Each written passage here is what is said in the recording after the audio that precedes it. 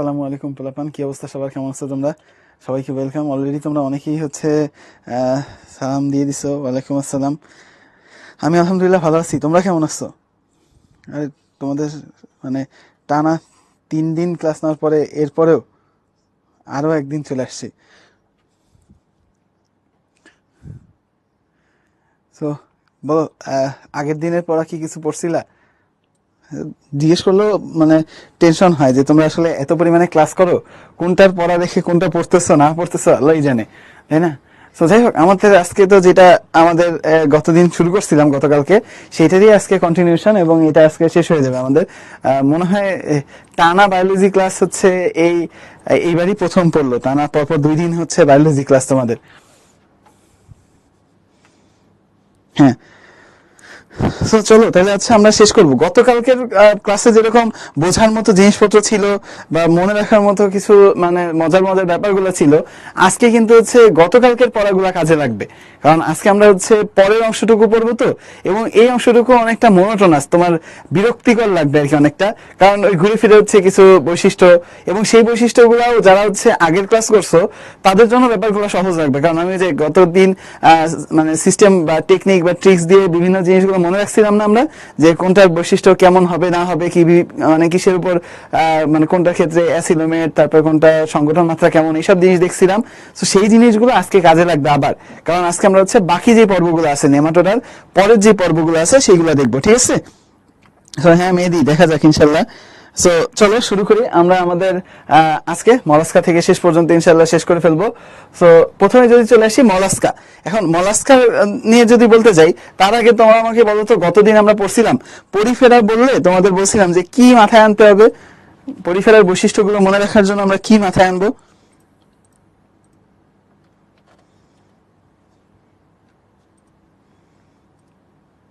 Sponge, আরে সাবাস। এরপর যদি চলে আসো আমরা ইয়ের ক্ষেত্রে প্লাটিহেলমিনথেসের জন্য কি বলছিলাম? আরে সাবাস, অনেকেই বলতেছে, দেখে ভালো লাগতেছে।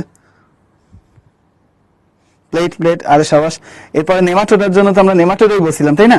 সো নেমাটোডার জন্য যেরকম ওদের নামই ছিল নেমাটোডা, তো আমরা এখন পড়বো মলাস্কা। মলাস্কার মধ্যে সব থেকে ইম্পর্টেন্ট জিনিস এদেরকে এমসিকিউতে পরীক্ষায় আসে, এরা দ্বিতীয় বৃহত্তম পর্ব। এরা কি দ্বিতীয় বৃহত্তম পর্ব? এখনো কিন্তু আমরা প্রথম বৃহত্তম, সবচেয়ে বৃহত্তম পর্ব আমরা এখনো পড়ি নাই। আমরা দ্বিতীয় বৃহত্তম পর্ব পেলাম মলাস্কা। তার এই পর্বের প্রাণীদের সংখ্যা পৃথিবীতে সেকেন্ড হাইয়েস্ট, ঠিক আছে? এবং এই মলাস্কা পর্বের প্রাণীদেরকে খ নাম্বার কোশ্চেনে চলে আসতে পারে, এদেরকে কি বলা হয়? কম্বোজ কম্বোজ প্রাণী বলা হয়। এদেরকে কি বলা হয়? কম্বোজ প্রাণী বলা হয়। কেন কম্বোজ প্রাণী বলা হয় জানো? তার কারণ এদের ক্ষেত্রে ভেতরে, এদের যে বাইরে যে খোলসটা আছে এটা খুব শক্ত, হার্ড শেল থাকে, বাইরে খোলসটা থাকে, এবং ভেতরে নরম, অতিরিক্ত নরম ধরনের অংশ থাকে। তার মানে ওদের যে বডিটা এটা খুবই নরম, তার বাইরে যে কাভারিংসটা আছে, আবরণটা আছে, এটা অনেক শক্ত একটা শেল দিয়ে তৈরি। এই জন্য এদেরকে বলা হয় কম্বোজ প্রাণী, ঠিক আছে? সো নরম প্রাণী হওয়ার কারণে এদেরকে আমরা কি বলতেছি? কম্বোজ প্রাণী বলতেছি। ক্লিয়ার? সো এবার আসো, দ্বিতীয় বৃহত্তম পর্ব তো পেয়ে গেছি। এবার চলে আসো ওদের বৈশিষ্ট্যের ক্ষেত্রে। প্রথমে বলতো সংগঠন মাত্রা। মলাস্কা কি আমরা বলছিলাম মনে রাখার জন্য? আমরা বলছিলাম প্রথম 4টা পর্ব মনে রাখতে, তাই না? Porifera, Cnidaria, Platyhelminthes, nematoda. এরপরে যারাই আছে তারা ওই নেমাটোডা যেরকম সংগঠন মাত্রা ছিল, মনে আছে? সেম সংগঠন মাত্রা হবে। তাহলে এটা আমাদের কোষ, টিস্যু, অঙ্গ, তন্ত্র, তারপরে পড়ছে। তার মানে এরা অঙ্গতন্ত্র মাত্রার হবে, অঙ্গতন্ত্র মাত্রার প্রাণী হবে, ঠিক আছে? এরপরে যদি চলে আসো, এদের ক্ষেত্রে তোমার ভ্রূণস্তর কি হবে? 3-এর পর থেকে তো সবই একই, তার মানে এটা ত্রিস্তরী হবে, ত্রিভ্রূণস্তরী হয়, ত্রিভ্রূণস্তরী, তাই না? এটাও পেয়ে গেছি।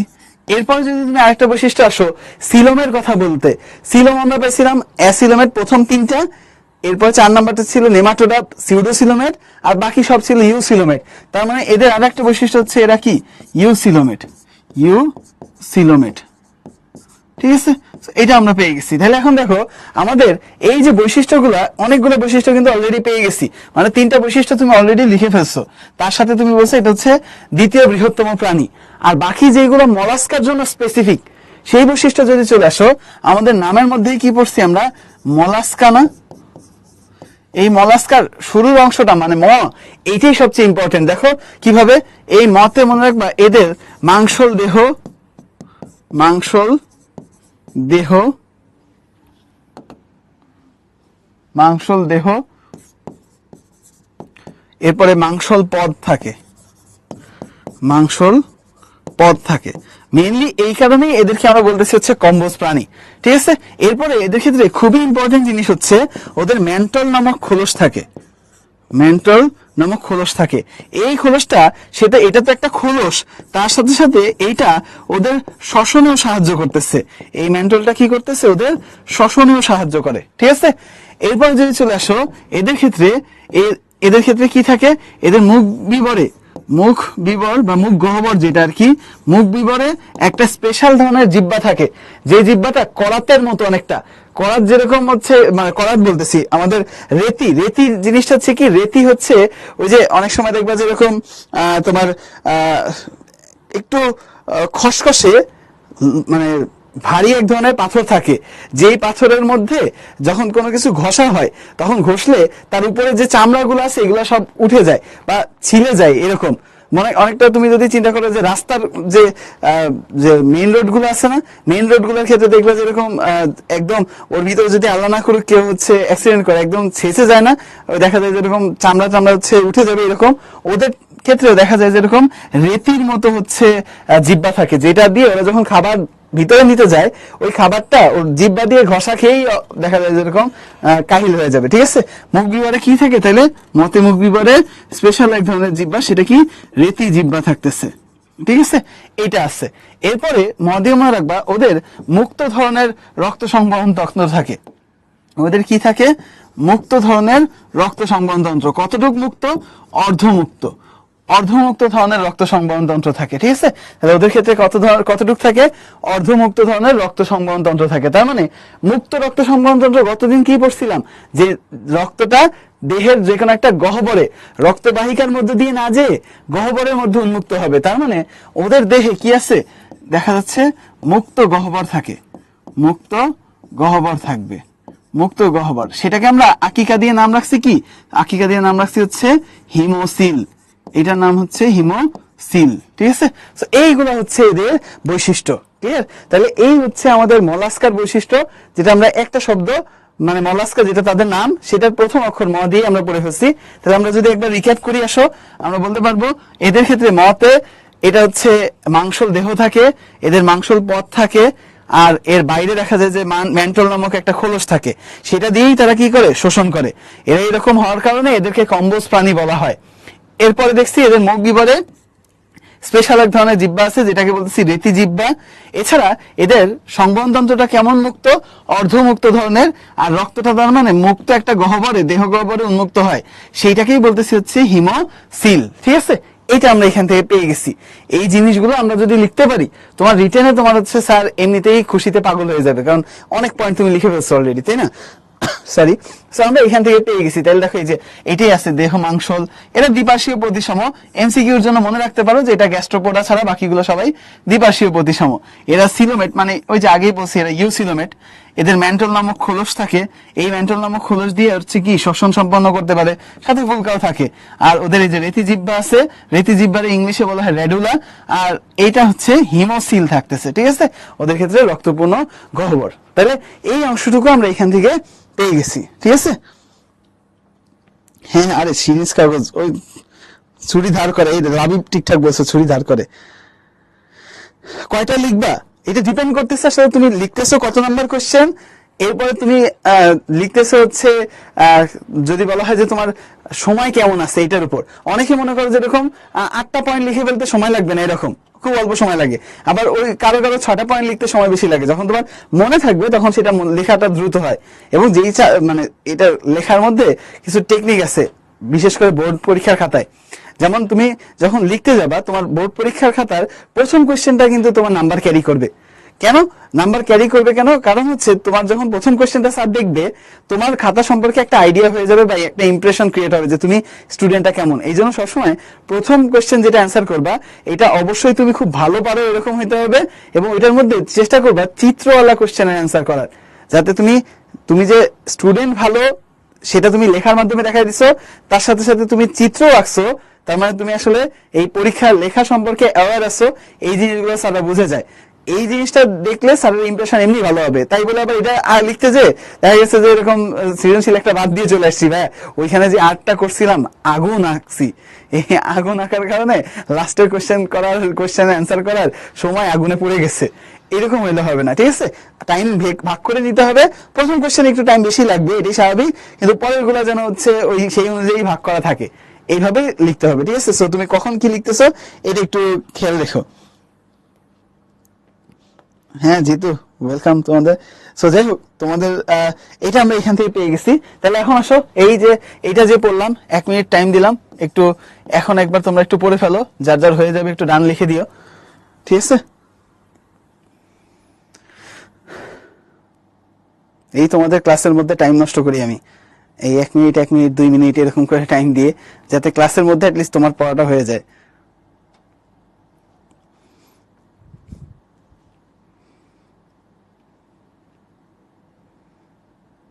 আর সবচেয়ে বড় ব্যাপার, তোমরা হচ্ছে এখন যে ক্লাসগুলো করতেছো স্বাভাবিকভাবে তোমার পরবর্তীতে রিভিশন কোর্সের একাডেমিকের ক্লাসে একটা হিসাব আলাদা, রিভিশন কোর্সের পরে কিন্তু তুমি পড়ার টাইমটা খুব কম পাও। এই জন্যই এই টাইমগুলো দেওয়া হয় যে ক্লাসের মধ্যে আমি দেই, যাতে এই ক্লাসের মধ্যেই যত দূর আগায় থাকে পরে পড়তে গেলে যেন সময় কম লাগে।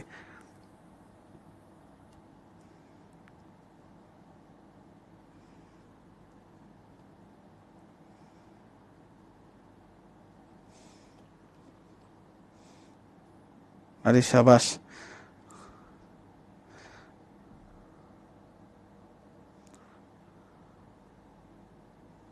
হ্যাঁ যাক আলহামদুলিল্লাহ, ক্লাসে ক্লিয়ার হওয়াটাই দরকার আমাদের।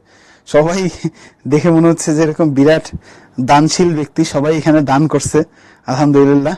সো যাই হোক, তাহলে ভেরি গুড, আমাদের এখানে অলমোস্ট অনেকেরই হয়ে গেছে, যাদের হয় নাই টেনশনে কিছু নাই, একটু বাসায় পড়লেই দেখবা হয়ে যাবে। এবার চলে আসো অ্যানালিডা। অ্যানালিডার ক্ষেত্রে দেখো, মলাস্কার ক্ষেত্রে যে জিনিসগুলো পড়ছি না, একই জিনিসই কিন্তু থাকবে অ্যানালিডার ক্ষেত্রে। তুমি যদি চিন্তা করো, এরাও কিন্তু ওই 3টা পয়েন্ট যদি তুমি চিন্তা করো, অঙ্গতন্ত্র মাত্রার হবে, অঙ্গতন্ত্র মাত্রার হবে, এটাও সেম। এরপর যদি তুমি বলো এরাও ইউসিলোমেট হবে, তাই না? কারণ এই যে 4 নাম্বারের পরে তো সবই হচ্ছে এই সেম, ইউসিলোমেট হবে। এরপর যদি তুমি চিন্তা করো এদের ক্ষেত্রে, তুমি এর আগে যেরকম আমরা এখানে বললাম যে ত্রিভ্রূণস্তরী, ওরাও কিন্তু সেম ত্রিভ্রূণস্তরী হবে, তাই না? কারণ আগের দিন এগুলো সব আমরা পড়ে আসছি। সো এইগুলো সব সেম থাকবে। এখন আসো অ্যানালিডা, 3টা পয়েন্ট তুমি লিখে ফেলছো, এরপরে আরো কয়েকটা তো লেখা লাগবে যেটা অ্যানালিডার জন্য স্পেসিফিক। এখন দেখো, এত মানে গতকালকে পড়লাম, আজকে পড়লাম, এই যে এতগুলো মানে তুমি এতগুলা পর্ব পড়ে ফেলছো, কোন পর্বের জন্য কি আমরা কোনো ছন্দ দিছি? ছন্দ দেইনি। আমরা প্রত্যেকটা পর্ব কি করছি, তাদের নাম থেকে আমরা হচ্ছে মানে টেকনিক বের করছি যাতে মনে রাখা যায়। এখন মানে বায়োলজি আবার হচ্ছে কি, ছন্দ ছাড়া বায়োলজি কেমন একটা ছন্দ ছাড়া ব্যাপার থাকে না। তো এই জন্য এইটাকে আমরা একটু মনে রাখার জন্য একটা ছন্দ দিব, কিন্তু সেটা আবার হচ্ছে মানে গঠনমূলক এবং পড়ালেখা রিলেটেড ছন্দ। যেমন অ্যানি, অ্যানি ক্লাস 4-এ পড়ে, ঠিক আছে? অ্যানি ক্লাস 4-এ পড়ে। সো এটা দিয়ে তুমি মনে রাখবা, অ্যানি দিয়ে নামেই বুঝতে পারতেছো এটা আসলে কি, অ্যানি দিয়ে নামেই বোঝা যাচ্ছে এটা হচ্ছে অ্যানিলিডা পর্বের বৈশিষ্ট্য। সো তোমার আলাদা করে মনে রাখা নিয়ে যে ঝামেলাটা হয় যে ভাইয়া অ্যানি মানে একটা ছন্দ মনে রাখতে যায়, আর একটা এটা সব কিসের ছন্দ ভুলে যাবো, এটা সুযোগ নাই, কারণ অ্যানি দিয়ে অ্যানিলিডা। সো এটা পেয়ে গেছি। নি দিয়ে যদি চলে আসো, নি দিয়ে মনে রাখবা হচ্ছে এদের নেফ্রিডিয়া নামক রেচন অঙ্গ থাকে এদের দেহে। প্রত্যেকটা জায়গায় ওদের দেহ কি খণ্ডকে খণ্ড খণ্ড থাকে, প্রত্যেকটা খণ্ডে নেফ্রেডিয়া থাকে, ওদের প্রত্যেকটা খণ্ডতে কি থাকে, নেফ্রেডিয়া। এটা হচ্ছে ওদের রেচন অঙ্গ, নেফ্রেডিয়া নামক রেচন অঙ্গ থাকে, ঠিক আছে? এই যে নেফ্রেডিয়া নামক রেচন অঙ্গ থাকতেছে, এইটা হচ্ছে ইনফিনিট স্টার ইম্পর্টেন্ট এমসিকিউর জন্য, যে এই অ্যানালিডার রেচন অঙ্গের নাম কি, নেফ্রেডিয়া, ঠিক আছে? এরপরে যদি চলে আসো এদের ক্ষেত্রে, ক্লাস দিয়ে আমরা যদি বলি, এদের ক্ষেত্রে ক দিয়ে দেখবা এদের বাইরে একটা আবরণ থাকে, কিউটিকলের আবরণ। এটা হচ্ছে কিউটিকলের আবরণ থাকে, কিউটিকলের আবরণ থাকে, কিউটিকলের আবরণ থাকতেছে এদের ক্ষেত্রে। এবং এদের ক্ষেত্রে দেখবা কাইটিন দিয়ে তৈরি সিটি থাকে, কাইটিনময় সিটি, কাইটিনময় সিটি, সিটি। এটা দিয়ে হচ্ছে, এটা হচ্ছে অনেকটা কাটার মতো। এই কাটাগুলো দিয়ে কি করে, ওরা হচ্ছে কোন একটা জায়গা দিয়ে যাচ্ছে, যাওয়ার সময় ওদের তো এই যে পুরো দেহটা কিউটিকল আবৃত না, কিউটিকল থাকার কারণে এটা একটু স্মুথ হয় এবং এটা একটু পিচ্ছিল টাইপের হয়। সো যেন কোনো জায়গায় স্লিপ না করে, আটকানোর জন্য, চলাচল করার সময় আটকানোর জন্য এই কাটার মতো কাইটিনময় সিটি থাকে, ঠিক আছে? এটা দিয়ে ওরা আটকে ধরে। এই যে দেখো এইখানটায় যদি দেখো, এই যে পা, এগুলো হচ্ছে ওদের পা, এই পার মধ্যে এইখানটায় দেখা যায় যেরকম এই যে এইসব জায়গায় আগায় আগায় এক একটা কাটার মতো থাকে, এটার নাম সিটি, বা একসাথে বলা হচ্ছে সিটা। তাহলে এটা পেয়ে গেছি, ক্লিয়ার? এরপরে টোটাল ক্লাস দিয়ে আমরা মনে রাখবো ওদের ক্লোজড ধরনের রক্ত সংবহনতন্ত্র থাকে। ক্লোজড রক্ত সংবহনতন্ত্র, ক্লোজড মানে কি, বদ্ধ রক্ত সংবহনতন্ত্র থাকতেছে ওদের, ঠিক আছে? এবার আসো ফোর দিয়ে মনে রাখবা ওদের ট্রোকোফোর লার্ভা থাকে। ট্রোকোফোর লার্ভা থাকে, ট্রোকোফোর লার্ভা থাকে, ঠিক আছে? ওদের লার্ভা দশার নাম কি, ট্রোকোফোর লার্ভা। এরপরে দেখবা পরা দিয়ে মনে রাখবা ওদের ক্ষেত্রে প্যারাপোডিয়া থাকে। চলাচলের জন্য যে পা, সেই পায়ের নাম প্যারাপোডিয়া। আর ওইখানে থাকে হচ্ছে সিটি, যেটা দিয়ে আটকায় ধরে, ঠিক আছে? চলাচলের জন্য কি থাকে, প্যারাপোডিয়া থাকে, প্যারাপোডিয়া থাকে, ঠিক আছে? এটা হচ্ছে প্যারাপোডিয়া থাকতেছে, ক্লিয়ার? এটা পেয়ে গেছি। আর পরের দিয়ে মনে রাখবো আরেকটা জিনিস, সেটা হচ্ছে এদের প্রকৃত খণ্ডকায়ন থাকে। প্রকৃত খণ্ডকায়ন, এটা আগেই আমরা পড়ে আসছিলাম। খণ্ডকায়নের যে বৈশিষ্ট্য, মানে পয়েন্ট পড়ছিলাম যখন গতকালকে, তখন বলছি প্রকৃত খণ্ডকায়ন থাকে কি, কেঁচো যোগ না? এই কেঁচো যোগ কিন্তু হচ্ছে অ্যানেলিডা পর্বেরই প্রাণী। আবার দেখো এই যে মলাস্কার হচ্ছে শামুক পড়ছি না?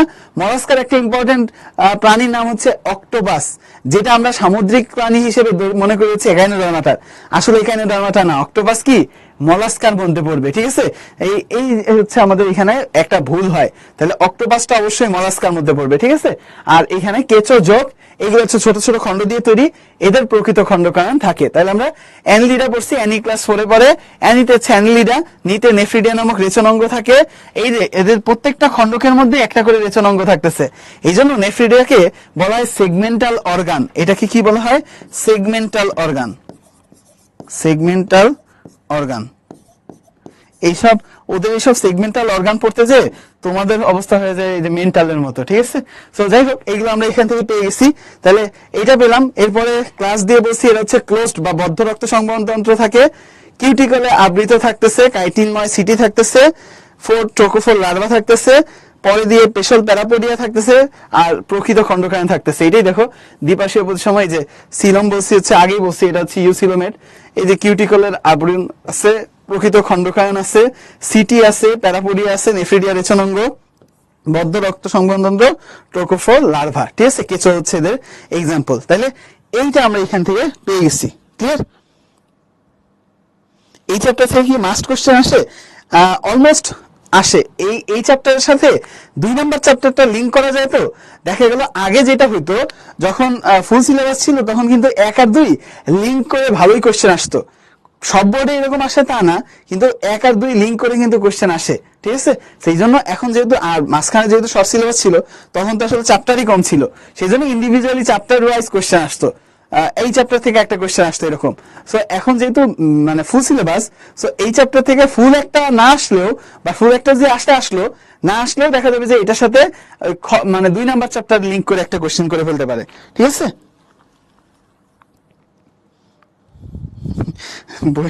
যোগ গাবে উঠতেছে। যাই হোক, তাহলে আমরা চলে আসি আমাদের এইখানে।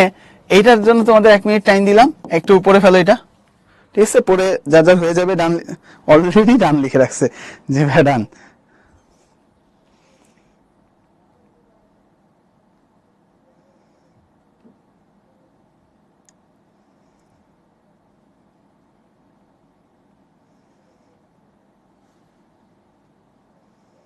এক্সাম্পল গুলো কি মুখস্থ করা লাগবে? না না, এক্সাম্পল সবগুলো মুখস্থ করা লাগবে না।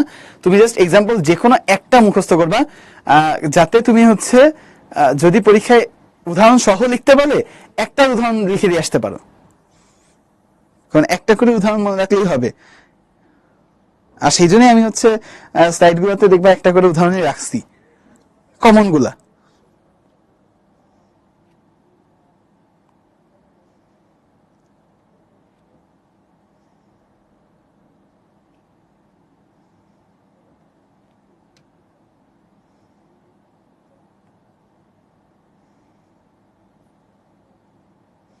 সহজ, ভেরি গুড, ডান হয়ে গেছে। এবার তাহলে চলে আসো আমাদের এই কুইজটা, কোন পর্বের প্রাণীর রেচন অঙ্গ নেফ্রিডিয়া? তোমাদের কাছে সুন্দর একটা কুইজ যাবে, মানে আশা করা যায় যে ধ্বংস করে ফেলতে পারবো আমরা, তাই না? চলে আসো, এই কুইজটা অ্যান্সার দাও।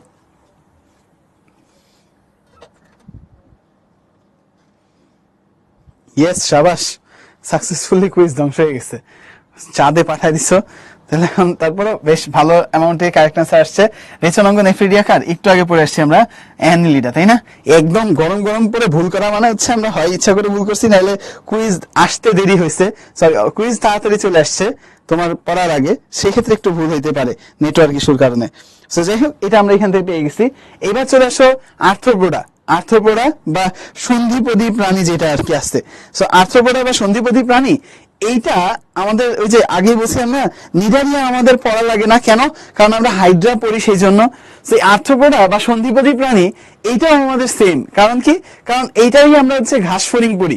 ঘাস ফড়িং যখন পড়ি, অটোমেটিক তোমার এখান থেকে পড়াটা হয়ে যায়, ঠিক আছে? তো এখন চলে আসো, তাহলে আমাদের ঘাস ফড়িং যখন পড়ি, এটা যে প্রথমে বলতেছি আর্থ্রোপোডা, এটা হচ্ছে সব থেকে বড়। একটু আগে মলাস্কা বলছি আমরা দ্বিতীয় বৃহত্তম, এইটা হচ্ছে বৃহত্তম পর্ব।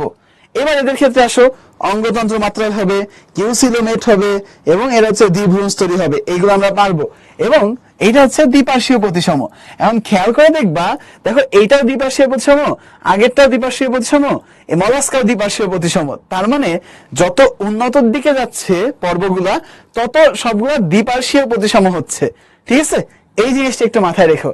এবার চলে আসো আমাদের এখানে, দেখো আমরা এর আগে যখন পড়ছিলাম তখন এই যে খণ্ডকায়ন পড়লাম না, খণ্ডকায়ন এই যে এইটার মধ্যে, এই কেঁচোর মধ্যে দেখছিলাম, কেঁচোর মধ্যে খণ্ডকায়ন থাকে। এই যে কেঁচোগুলা এই ছোট ছোট খণ্ড জোড়া লেগে লেগে হয়েছে, এরকম দেখতে মনে হয়, সবগুলা সাইজ একই রকম, এই জন্য এটা বলছিলাম হচ্ছে সমখণ্ডকায়ন। আর এই যে আমাদের এই আর্থ্রোপোডার ক্ষেত্রে আমরা বলছিলাম, আর্থ্রোপোডার কথা যদি তুমি চিন্তা করো, তাহলে সেটা কি, এই আমাদের ঘাসফড়িং চলে আসবে। ঘাসফড়িং এর ক্ষেত্রে আমরা বলছিলাম যে এই যদি একটা ঘাসফড়িং এর হয়, মস্তক, বক্ষ, আর হচ্ছে কি ওদের উদর আছে, তাই না? সো উদরের ক্ষেত্রে ওদের যে খণ্ডকগুলো আছে, সেই খণ্ডকগুলো যদি তুমি খেয়াল করো, ওদের তো পেট মোটা না। সো এই যে 1 নম্বর খণ্ডক আর মনে করো 5-7 নম্বর খণ্ডক, এগুলো কি একই সাইজের হবে? হবে না। লাস্ট খণ্ডক কি একই সাইজের হবে? হবে না। তার মানে ওদের মধ্যে খণ্ডকায়ন থাকে, বাট অসম খণ্ডকায়ন থাকে, তাই না? তাহলে এই যে ওদের ক্ষেত্রে খণ্ডকায়ন আছে, বাট অসম খণ্ডকায়ন থাকতেছে। এরপরে দেখো ওদের ক্ষেত্রে বলছিলাম মস্তক, বক্ষ আর উদর তিনটা অঞ্চলে ভাগ করা যায় না, এইটারই বলছিলাম অঞ্চলায়ন। অঞ্চলায়নেরই সুন্দর করে আকিকা দেওয়া ইংলিশ নাম হচ্ছে ট্যাগমাটা। তার মানে এটা হচ্ছে অঞ্চলায়ন, এটা ওদের ক্ষেত্রেই হয়, অঞ্চলায়ন থাকতেছে, ঠিক আছে? তো এইগুলো তো ওদের স্পেসিফিক বৈশিষ্ট্য, আমরা আগেই পড়ে ফেলছি। এবার চলে আসো তুমি ঘাসফড়িং এ। ঘাসফড়িং এ এইটাই তো আমরা বললাম। তাহলে এখন ওদের মুখের মধ্যে কি থাকতেছে? এই যে ওদের মস্তক যেটা আছে না, মস্তকে কি থাকতেছে, মস্তকে কি কি অংশ থাকে সেটা লেখো। মস্তকে কি থাকবে? মস্তকের ক্ষেত্রে আমরা যে যখন ঘাসফড়িং পড়ি, তখন আমি বলি যে আপুর মুখটা সরল, সহজ সরল আপু আর কি, ঠিক আছে? তো সেইখান থেকে আমরা বলতে পারি আতে হচ্ছে অ্যান্টেনা। আতে কি? আতে হচ্ছে অ্যান্টেনা। পুতে হচ্ছে পুঞ্জাক্ষী, পুঞ্জাক্ষী। মুক্তে হচ্ছে মুখপাঙ্গ, মুখপাঙ্গ। সরল দিয়ে সরলাক্ষী। একবারে তোমার হচ্ছে ওই ঘাসফড়িং এর পড়াটাও হয়ে গেল এখান থেকে, ঠিক আছে? ঘাসফড়িং এর তাহলে মস্তকের অংশ কি কি, এটা তুমি এখন পারো। অ্যান্টেনা, পুঞ্জাক্ষী, মুখপাঙ্গ, সরলাক্ষী। এই যে দেখো এদের ক্ষেত্রে অ্যান্টেনা আছে, পুঞ্জাক্ষী আছে, এরপরে মুখপাঙ্গ আছে, সাথে সরলাক্ষীও থাকতেছে এদের ক্ষেত্রে, ঠিক আছে? তো এটা আমরা এখান থেকে পেয়ে গেছি। এরপরে যদি তোমাকে বলা হয় যে এই আমাদের আর্থ্রোপোডার ক্ষেত্রে তোমরা রক্ত সংবহন তন্ত্র পড়ছো না, রক্ত সংবহন তন্ত্রে কি ছিল? একটা গহ্বর ছিল না, মুক্ত ধরনের রক্ত সংবহন তন্ত্র, পেরিকার্ডিয়াল, পেরিনিউরাল, পেরিভিসারাল সাইনাস। তাহলে এরা কি? মুক্ত ধরনের রক্ত সংবহন তন্ত্র মানে রক্তপূর্ণ একটা গহ্বর থাকবে, সেটার নাম কি? হিমোসিল। সিল মানে গহ্বর, হিম মানে রক্ত। তাহলে এদের ক্ষেত্রে রক্ত সংবহন তন্ত্র উন্মুক্ত হিমোসিল নামক গহ্বর থাকতেছে, পেয়ে গেছি। এরপরে যদি তুমি চলে আসো এদের ক্ষেত্রে, তুমি যখন একটা তেলাপোকা ধরো, তেলাপোকাতে এই আর্থ্রোপোডার মধ্যেই, অথবা চিংড়ি মাছের কথা চিন্তা করো, ভালো জিনিস যদিও দাম বেশি। তো চিংড়ি মাছের কথা চিন্তা করো, চিংড়ি মাছ খাওয়ার সময় কি অবশ্যই খোসা ছাড়াই নেওয়া লাগে না? এই যে খোসাটা, এটা কি? এই যে খোসাটাই হচ্ছে এদের বাইরের বহিঃকঙ্কাল, যেটা কাইটিন দিয়ে তৈরি, ঠিক আছে? তো এইগুলো আমরা এখান থেকে পেয়ে গেছি। এরপর যদি চলে আসো ওদের ক্ষেত্রে, আমরা পড়ছিলাম ওদের রেচনাঙ্গ, একটু আগে দেখে আসছি আমরা এইখানে, অ্যানিলিডার রেচনাঙ্গ কি? নেফ্রিডিয়ানা। আর এদের রেচনাঙ্গের নাম কি? মালপিজিয়ান নালিকা। এদের রেচনাঙ্গের নাম মালপিজিয়ান নালিকা। সবই তোমাদের এখান থেকে পড়া। আর এদের কি? এদের একটা অসম্পূর্ণ ধরনের রূপান্তর ঘটে, এটাও আমরা দেখছি, তাই না? ওই যে নিম থেকে হচ্ছে আমাদের একবারে পূর্ণাঙ্গ যে ঘাসফড়িং হয়ে যায়, তাই না? সেইগুলো দেখছি। সো এই জিনিসগুলো হচ্ছে আমাদের এখান থেকে পেয়ে গেছি। এই হচ্ছে আর্থ্রোপোডার যে বৈশিষ্ট্যগুলো আছে। সো আর্থ্রোপোডার বৈশিষ্ট্যগুলো মনে রাখা নিয়ে হচ্ছে এত বেশি ইম্পর্টেন্ট না। হ্যাঁ, পুঞ্জাক্ষী হচ্ছে ঘাসফড়িং এর, কারণ ঘাসফড়িং তো এই আর্থ্রোপোডার মধ্যেই পড়বে। সো একই পুঞ্জাক্ষী, ঠিক আছে? ভাই সাউন্ডে কি কোনো সমস্যা হচ্ছে? না না, সাউন্ড ঠিক আছে আমাদের এখান থেকে। তাহলে হাতারে ক্লিক করার পরে 38 নম্বর, এটা কপাল। তো যাই হোক, তাহলে এখানে চলে আসো। এইগুলো হচ্ছে আমাদের আর্থ্রোপোডা পর্বের বৈশিষ্ট্য। এটা আসলে আমাদের সমস্যা হয় না। এরপরে চলে আসবে হচ্ছে আমাদের আরেকটা পর্ব, এটা হচ্ছে কি একাইনোডার্মাটা। তো একাইনোডার্মাটা পর্বের কথা যদি বলি, দেখো এই পর্বের প্রাণীগুলা সবাই সামুদ্রিক। সামুদ্রিক পর্ব দুইটা আছে, একটা হচ্ছে নিডারিয়া আর একটা হচ্ছে একাইনোডার্মাটা। এর মধ্যে নিডারিয়ার মধ্যে কিছু আছে যারা স্বাদু পানিতে থাকে, মানে মিঠা পানি বা স্বাদু পানিতে এরা থাকে, যেমন হাইড্রার কথা যদি বলো, হাইড্রা কিন্তু থাকে। আর এই একাইনোডার্মাটার কোনো স্বাদু পানির প্রাণী নেই, সব সামুদ্রিক। সমুদ্রের মধ্যে থাকবে, পানির মধ্যে থাকবে, সমুদ্রের মধ্যে থাকতেছে, পানির মধ্যে থাকতেছে। কারা? একাইনোডার্মাটা। তার মানে এই একাইনোডার্মাটা শুনলেই তোমার মাথায় রাখবা এরা হচ্ছে পানির মধ্যে আছে। এবং এই পানির মধ্যে যে থাকতেছে, দেখা গেল যে পানির সৌন্দর্য এরা বর্ধন করতেছে, তুমি ওদের সৌন্দর্যে বাধা দিতে গেলা, ধরতে গেলে ওরা তোমাদের কাটা বিধায় দিবে। এই যে কাটাটা আছে, তাহলে কোথায় আছে? ওদের ত্বকে কাটাটা আছে। এই জন্য একাইনোডার্মাটাকে বলা হয় কণ্টক ত্বক প্রাণী। এদেরকে কি বলা হয়? কণ্টক ত্বক প্রাণী, ঠিক আছে? এদেরকে বলতেছে হচ্ছে কণ্টক ত্বক প্রাণী, ঠিক আছে? এবার আসো এদের এই এত বৈশিষ্ট্য পড়বো, তার আগে তিনটা বৈশিষ্ট্য আমি আগেই পড়ে ফেলছি তোমাদের, যেটা আগের মতো সেম। এই যে আমরা এখানে অলরেডি পড়ে আসছি অঙ্গতন্ত্র মাত্রার, ইউসিলোমেট, ত্রিভ্রূণস্তরী, পড়া শেষ আগে থেকে। এইবার চলে আসো আমরা এদের বৈশিষ্ট্য পড়বো। এখন আমি বলছি এরা সবাই সামুদ্রিক। সামুদ্রিক মানে অবশ্যই পানিতে থাকবে। এই যে পানিতে আছে এইটাই তোমার হিন্টস, আর এইখানেই তুমি অ্যান্সার পেয়ে যাবা। দেখো এরা হচ্ছে কি পানিতে আছে না? সো পানিতে থাকলে প্রথমে আসো প দিয়ে, এরা পঞ্চঅরীয় প্রতিসম্য। পঞ্চঅরীয় প্রতিসম্য তার মানে কি? প্রতিসম্য বলছিলাম কি? প্রতিটা অংশ সমান। তার মানে এই যে তারা মাছের কথা যদি তুমি চিন্তা করো, এই হচ্ছে তারা মাছ না, এই হচ্ছে তারা মাছ। এই তারা মাছের মাঝখান থেকে যদি তুমি হিসাব করো, এই এই এই এই এই দেখো 1 2 3 4 5, 5টা অংশে ভাগ করা গেছে এবং প্রতিটা অংশই সমান। এই জন্য আমরা বলছি পথে পঞ্চঅরীয় প্রতিসম, ঠিক আছে? এবার এদের বাইরে থেকে আসি, কঙ্কাল। মনে রাখবা প দিয়ে এদের ক্ষেত্রে পেডিসিলারি নামক বহিঃকঙ্কাল থাকে। পেডিসিলারি বহিঃকঙ্কাল থাকে। এদের বহিঃকঙ্কালটা কি? পেডিসিলারি নামক। এবং স্বাভাবিকভাবে ওদের ক্ষেত্রে কাটার মতো একটা অংশ থাকে, এটার নাম হচ্ছে স্পাইন। তাহলে এই পেডিসিলারি এবং স্পাইন দিয়ে ওদের বহিঃকঙ্কালটা তৈরি হয়, ঠিক আছে? তার মানে ওদের স্পাইন মানে আবার আমাদের মেরুদণ্ডের মতো না, জাস্ট কাটার মতো। সো এটা পেয়ে গেছি এখানে। এরপরে যদি চলে আসো এদের ক্ষেত্রে, দেখা যাচ্ছে যেরকম পাঁচটা পথে 5টা অ্যাম্বুল্যাক্রাল খাত থাকে। অ্যাম্বুল্যাক্রাল খাত থাকে। অ্যাম্বুলেন্স শুনছো না? সো সেরকম অ্যাম্বুল্যাক্রাল খাদ, ঠিক আছে? অ্যাম্বুল্যাক্রাল খাতটা আসলে কি? দেখো তুমি যদি আমার হাতটা খেয়াল করো, হাতের মধ্যে হাতের তালু আছে একটা, হাতের উপরের পাশ আছে একটা, তাই না? এখন এই যে হাতের তালু আর হাতের উপরের পাশ, এই দুটার মধ্যে একটা জায়গা যদি খেয়াল করো, এই যে এই সাইডটা হচ্ছে কি? এই সাইডটা হচ্ছে এই যে এইসব জায়গায় একটু মানে খাদ হয়ে আছে না, যে এই জায়গাটা একটু ডেবে আছে মনে হয় না? কারণ আমার তো মাশাআল্লাহ, মানে আল্লাহ দেহটা মাশাআল্লাহ দিচ্ছে, যার কারণে আসলে এত পরিমাণে মাংস এইসব জায়গায় এরকম করলেও বোঝা যায় না যে আসলে গর্ত আছে। টাচ করলে দেখা যায় যে ইয়েস নিচে ডেবে গেছে। তোমাদের মধ্যে অনেকেই আছে যাদের ক্ষেত্রে এই জিনিসটা এই যাদের ক্ষেত্রে হচ্ছে তোমার এই যদি বলা হয় যেরকম হাতটা এরকম সোজা করলে এই জায়গাটায় নিচু নিচু হয়ে থাকে, এই যে নিচু হয়ে আছে না, ওদের ক্ষেত্রেও ওদের দুইটা তল থাকে, একটা দিক যেই তলের মধ্যে মুখ থাকে সেই তলটাকে বলতেছে এই যে বাইরে এই সাইডটা, এটাকে বলা হয় মৌখিক তল। আর মৌখিক তলের মধ্যেই ওদের কি থাকে, এরকম নিচু নিচু খাদের মতো থাকে, এটাকে বলা হয় অ্যাম্বুলাক্রাল খাদ। কয়টা? 5টা অ্যাম্বুলাক্রাল খাদ থাকে মৌখিক তলে। আর অন্যদিকে যে তলটা, এটাকে বলা হয় বিমৌখিক তল, এইখানে কোনো খাদ টাদ থাকে না। ঠিক আছে, এই খাদের সুবিধা কি জানো, এই উপরে যে খাদ আছে যে এই খাদের মধ্যে দিয়ে পানি প্রবেশ করে, খাদ মানে হচ্ছে গর্ত না, এই গর্তের মধ্যে দিয়ে পানি প্রবেশ করে ওদের দেহে। ঠিক আছে, সেই যে পানি প্রবেশ করতেছে সেই জন্য ওদের ক্ষেত্রে মনে রাখবা, ওদের কি আছে, এই পানি দিয়েই মনে রাখতে পারবা, ওদের পানি সংবহন তন্ত্র থাকে, পানি সংবহন তন্ত্র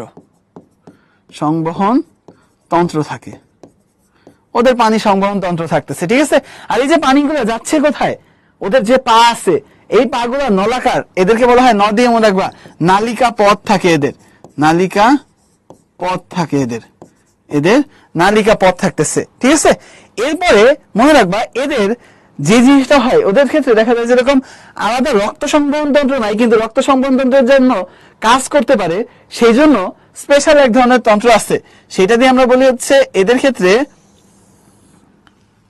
একটু ওই সাইডে নিয়ে যাই আমি, ওদের পেরিহিমাল ও হিমাল তন্ত্র থাকে, পেরিহিমাল ও হিমাল তন্ত্র, এইটা হচ্ছে ওদের রক্ত সংবহন তন্ত্রের কাজ করে, এটা ওদের কি করে, রক্ত সংবহন তন্ত্রের কাজ করে। ঠিক আছে, আর তার সাথে সাথে মনে রাখবা ওদের ক্ষেত্রে নাই, কি নাই, ওদের নাই হচ্ছে রেচন তন্ত্র নাই, রেচন তন্ত্র ওদের নাই। ঠিক আছে, ওদের ক্ষেত্রে রেচন তন্ত্র অনুপস্থিত। এবার তাহলে চলে আসা বৈশিষ্ট্যগুলো একবার দেখি। প দিয়ে বলছি 5, তার মানে হচ্ছে পঞ্চহারীয় প্রতিসম, এদের পেডিসিলারি নামক বহিঃকঙ্কাল থাকে, সাথে স্পাইনও থাকতেছে। এদের ক্ষেত্রে বলছি 5টা অ্যাম্বুলাক্রাল খাদ থাকে, এই যে মৌখিক তলে 5টা অ্যাম্বুলাক্রাল খাদ আছে। এদের বলছি যেরকম এদের ক্ষেত্রে কি থাকে, এই পানি সংবহন তন্ত্র থাকে। ন দিয়ে বলছি নালিকা পথ বা টিউব ফিট থাকতেছে এদের ক্ষেত্রে। আর হিমাল ও পেরিহিমাল তন্ত্র সংবহন তন্ত্রের কাজ করতেছে, সাথে রেচন তন্ত্র অনুপস্থিত। ওরা কিভাবে চলে জানো? ঠিক আছে, দেখ আমরা যদি চলে আসি, মল ত্যাগ করে কিভাবে, ওদের ক্ষেত্রে দেখা যায় যে এরকম মানে আলাদা করে এই মল ত্যাগ করার জন্য তো হচ্ছে আমাদের রেচন তন্ত্র থাকে না, রেচন তন্ত্র তো থাকে হচ্ছে বর্জ্য পদার্থ বের করার জন্য, বিশেষ করে মূত্র আমরা বের করি যেরকম, মলের জন্য তো আলাদা থাকে পৌষ্টিক নালীর একটা অংশ থাকে লাস্টে, সেটা হচ্ছে মল ত্যাগের জন্য ইউজ করবে। ওদের ক্ষেত্রে দেখা যায় যে এরকম এই যে ওদের পানি সংবহন তন্ত্র আছে না, এটা দিয়ে ঢুকতেছে, নালিকা পথ আছে, এবং এইখান দিয়ে যখন বের হয়ে যাচ্ছে ওই বর্জ্য পদার্থ এখান দিয়েই বের করে দেয় ওরা।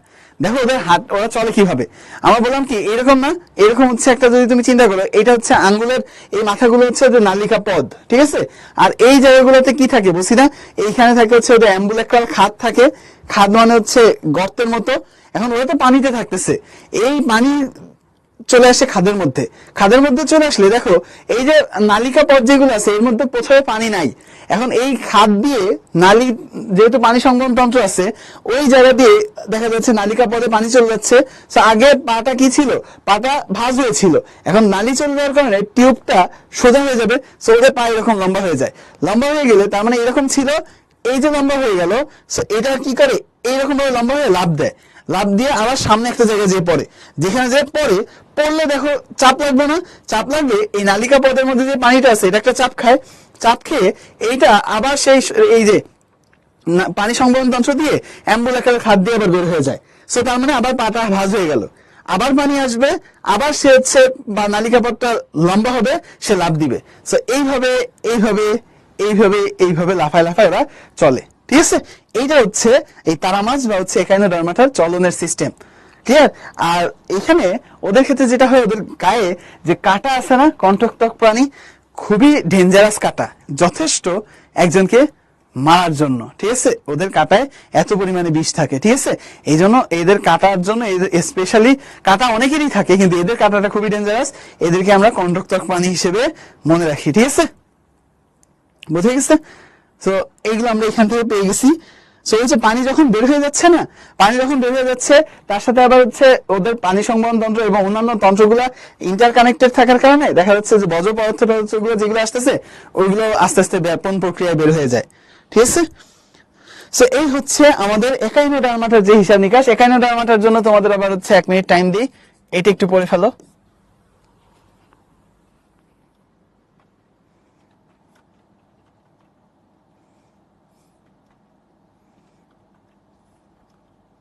সবার হাত চিকন, আমি চিন্তা করছি আমার হাত তো অনেকের দেখা যাচ্ছে পায়ের সমান হাত আমার। সি ফুড খাইলে মানুষ মারা যাবে। এখন সি ফুড খাওয়া এক জিনিস, আর তোমার কাঁটা খাচ্ছ আলাদা জিনিস। কাঁটার মধ্যে হচ্ছে বিষ থাকে, কিন্তু যখন কেউ খাইতে যায়, বা মনে করো যে অক্টোপাস যদি খাইতে যায় কেউ, সি ফুডে তো অক্টোপাস খায়, অক্টোপাস খাইলে কি কেউ মারা যাচ্ছে? কারণ অক্টোপাসের ক্ষেত্রে দেখা যায় যেরকম ওর খোলস টোলস তো কিছু থাকতেছে না, ওগুলো সব আলাদা করেই তো খায়। এরকম যে জিনিসগুলো আছে সেগুলো দেখা যাচ্ছে যেরকম, অবশ্যই যেগুলো বিষাক্ত সেই অংশগুলো তো রান্না করে না, রান্না করলে দেখা গেল যেরকম ওইটাই প্রথম এবং শেষ খাওয়া।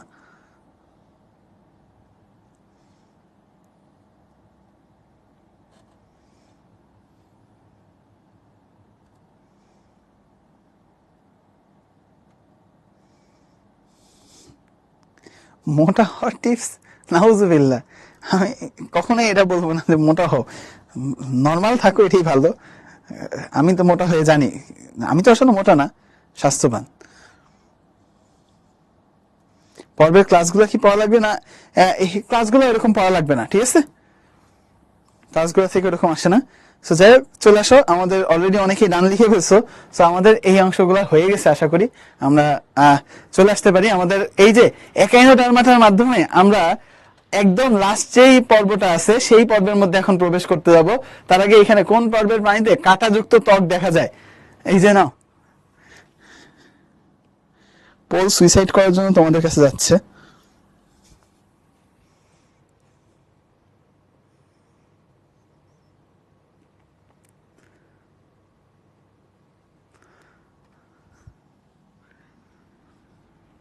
ভেরি গুড, আমরা একাইনোডার্মাটা অলরেডি ম্যাক্সিমাম অ্যান্সার পেয়ে গেছি।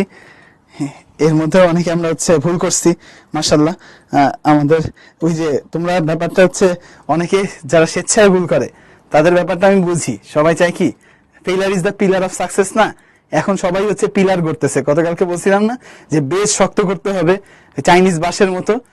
এখন ওরা হচ্ছে সেই রকম বেসটারে শক্ত করতেছে, পিলার করতেছে একের পর এক, ফেল করে, মানে ক্লাসের মধ্যে কুইজে ফেল করে, যাতে পরবর্তীতে ভালো করা যায়। সো চলে আসো, আমরা এখানে চলে আসি। এরপরে আছে কোন পর্বের প্রাণীতে অর্ধমুক্ত ধরনের রক্ত সংবহন তন্ত্র পাওয়া যায়? বলতো অর্ধমুক্ত পাইছিলাম কি, মলাস্কার মধ্যে পাইছিলাম না? এরপরে যদি চলে আসো, বলছে উদ্দীপকের উল্লেখিত প্রাণীটি কোন পর্বের পঞ্চঅরীয় প্রতিসম কি? একাইনোডার্মাটা। বলছে উদ্দীপকের উল্লেখিত প্রাণীটি, এইখানে দেখো এরা সামুদ্রিক, হ্যাঁ এটা তো সামুদ্রিক। নালিকা পদযুক্ত, এটাও ঠিক আছে। পঞ্চঅরীয় প্রতিসম, এটাও ঠিক আছে। তাহলে কারেক্ট আনসার কি? ডি হচ্ছে আমাদের কারেক্ট আনসার।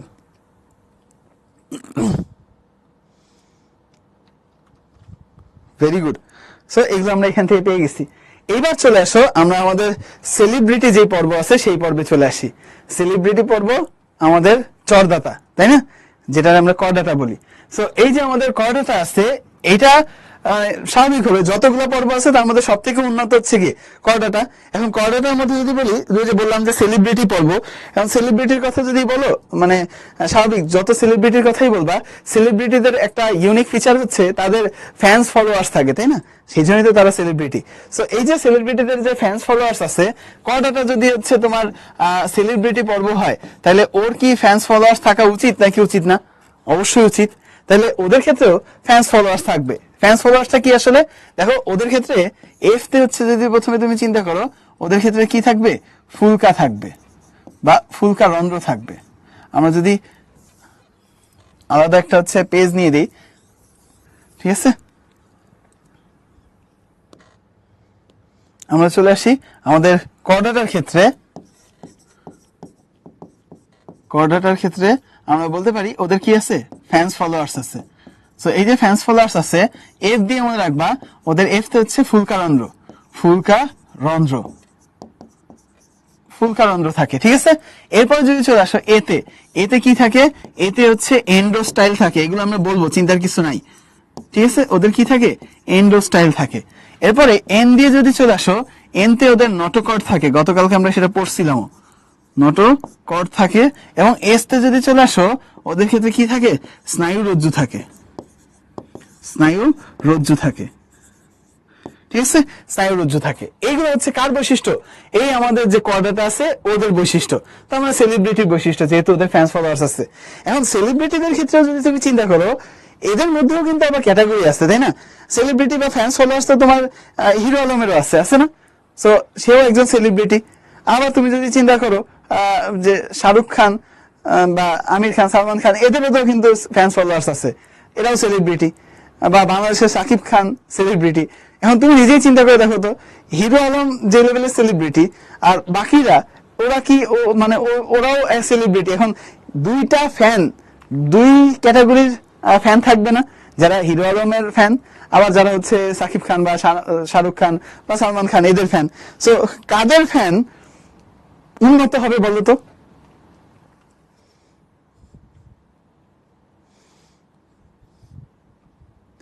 হিরিপাবা লেখা আছে হিরো আলম সিফাত ভাইও, আমি কোনো হিরো আলম না, ঠিক আছে, স্বাভাবিক শাহরুখ খান বা ওদের ফ্যান গুলা। তার মানে আমরা যদি বলি এইটা যদি হচ্ছে আমাদের HA, বাকিটা তোমরা বুঝতেছো, তাহলে তার যে ফ্যান ফলোয়ার তারা তাদের থেকে অ্যাটলিস্ট মনে করো যেরকম SRK বা SK যেটাই বলো, ওদের ফ্যান ফলোয়াররা আরেকটু উন্নত হবে, তাই না? তাহলে উন্নত যদি হয় তাহলে আমরা বলতে পারি উন্নত কি হবে, এদের ফুলকারন্ধ্রগুলা এইখানে ফুলকা বা ফুসফুসে পরিণত হবে, ফুলকা বা ফুসফুসে পরিণত হবে উন্নত হয়ে, ঠিক আছে। এন্ডোস্টাইল যেটা এই কর্ডাটার মধ্যে ছিল, সেটা এখানে উন্নত হয়ে কি হবে, এন্ডোস্টাইল গুলা থাইরয়েড গ্রন্থিতে পরিণত হবে। থাইরয়েড গ্রন্থি, আমরা গ্রন্থি চ্যাপ্টার যখন পড়ছিলাম তখন পড়ছিলাম থাইরয়েড গ্রন্থি, থাইরয়েড গ্রন্থিতে পরিণত হবে। আবার নটোকর্ড যেটা আছে, এটা কিসে রূপান্তরিত হবে, এটা মেরুদণ্ডে রূপান্তরিত হবে, মেরুদণ্ড, এটা মেরুদণ্ডে রূপান্তরিত হবে। আর স্নায়ুরজ্জু যেটা আছে, এটা দেখা যাবে যেরকম মস্তিষ্ক এবং স্পাইনাল কর্ড বা সুষুম্না কাণ্ডতে রূপান্তরিত হয়, মস্তিষ্ক এবং সুষুম্না কাণ্ড, সুষুম্না কাণ্ড, ঠিক আছে। এইটা হচ্ছে উন্নতদের ক্ষেত্রে, তাই না? তাহলে এই হচ্ছে আমাদের কর্ডাটার অনন্য বৈশিষ্ট্য হচ্ছে এই চারটা কর্ডাটা পর্বে সবারই থাকে, কিন্তু কারো কারো কর্ডাটার মধ্যে আরো অনেকগুলো ক্লাস আছে, তো তাদের ক্ষেত্রে দেখা যায় এরা আর একটু বেশি উন্নত হয়। যারা একটু বেশি উন্নত হয় তাদের ক্ষেত্রে এই যে ফুলকারন্ধ্রটা ফুলকা বা ফুসফুসে পরিণত হয়, এন্ডোস্টাইলটা থাইরয়েড গ্রন্থিতে পরিণত হয়, নটোকর্ডটা মেরুদণ্ডে পরিণত হয়, স্নায়ুরজ্জুটা মস্তিষ্ক সুষুম্নাকাণ্ডে পরিণত হয়। এখন যাদের ক্ষেত্রে এই রকম মেরুদণ্ড আছে তাদেরকে আমরা কি প্রাণী বলি, এদেরকে আমরা বলি হচ্ছে মেরুদণ্ডী প্রাণী, মেরুদণ্ডী প্রাণী, বা এটাকে আমরা ইংলিশে সুন্দর করে বলি হচ্ছে ভার্টিব্রাটা, ঠিক আছে। তাহলে এইটা আমরা এখান থেকে পেয়ে গেলাম। তার মানে এটা হচ্ছে মেরুদণ্ডী, তাহলে এরা হবে হচ্ছে অমেরুদণ্ডী, অমেরুদণ্ডী। তাহলে আমাদের যদি পার্থক্য আসে মেরুদণ্ডী আর অমেরুদণ্ডীর পার্থক্য, 4টা পয়েন্ট অলরেডি আমরা পারি না, পারবো ইনশাল্লাহ। 4টা পয়েন্ট তো অলরেডি আমরা এখান থেকে পেয়ে গেছি। এই 4টা হচ্ছে অনন্য বৈশিষ্ট্য, ঠিক আছে। তো এইগুলো আমরা এখান থেকে পারবো, ঠিক আছে। তাহলে এই জিনিসগুলো আমাদের, আবার যদি তুমি চিন্তা করো এই যে ফুলকারন্ধ্র, এন্ডোস্টাইল, নটোকর্ড, স্নায়ুরজ্জু, এগুলো কাদের থাকে, কর্ডাটার বৈশিষ্ট্য। এগুলো সবগুলাই কি কর্ডাটার বৈশিষ্ট্য না, এগুলো সব।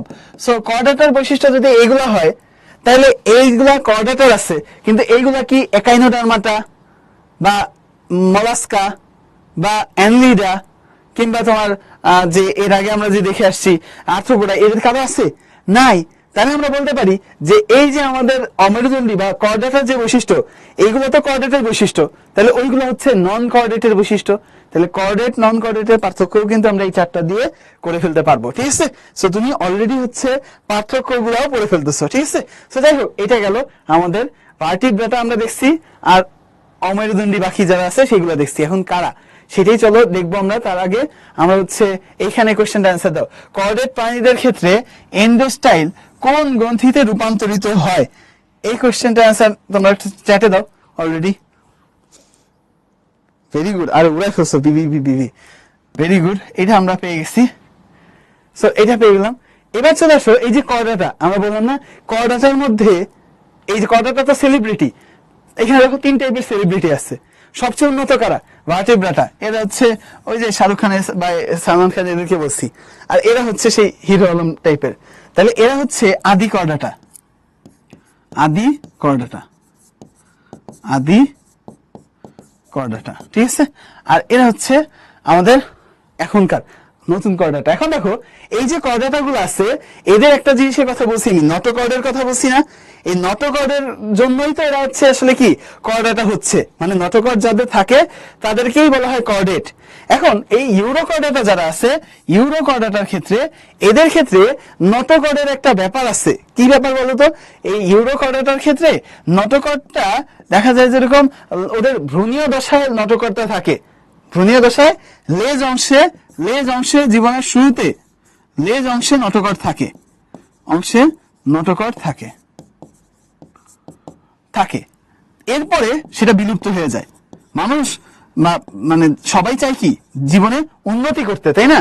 উন্নতি করতে যে তার আগে লেজ অংশের নটোকর্ড ছিল, সে ছিল অল্প একটু নটোকর্ড, সেটা আবার বিলুপ্ত হয়ে গেছে।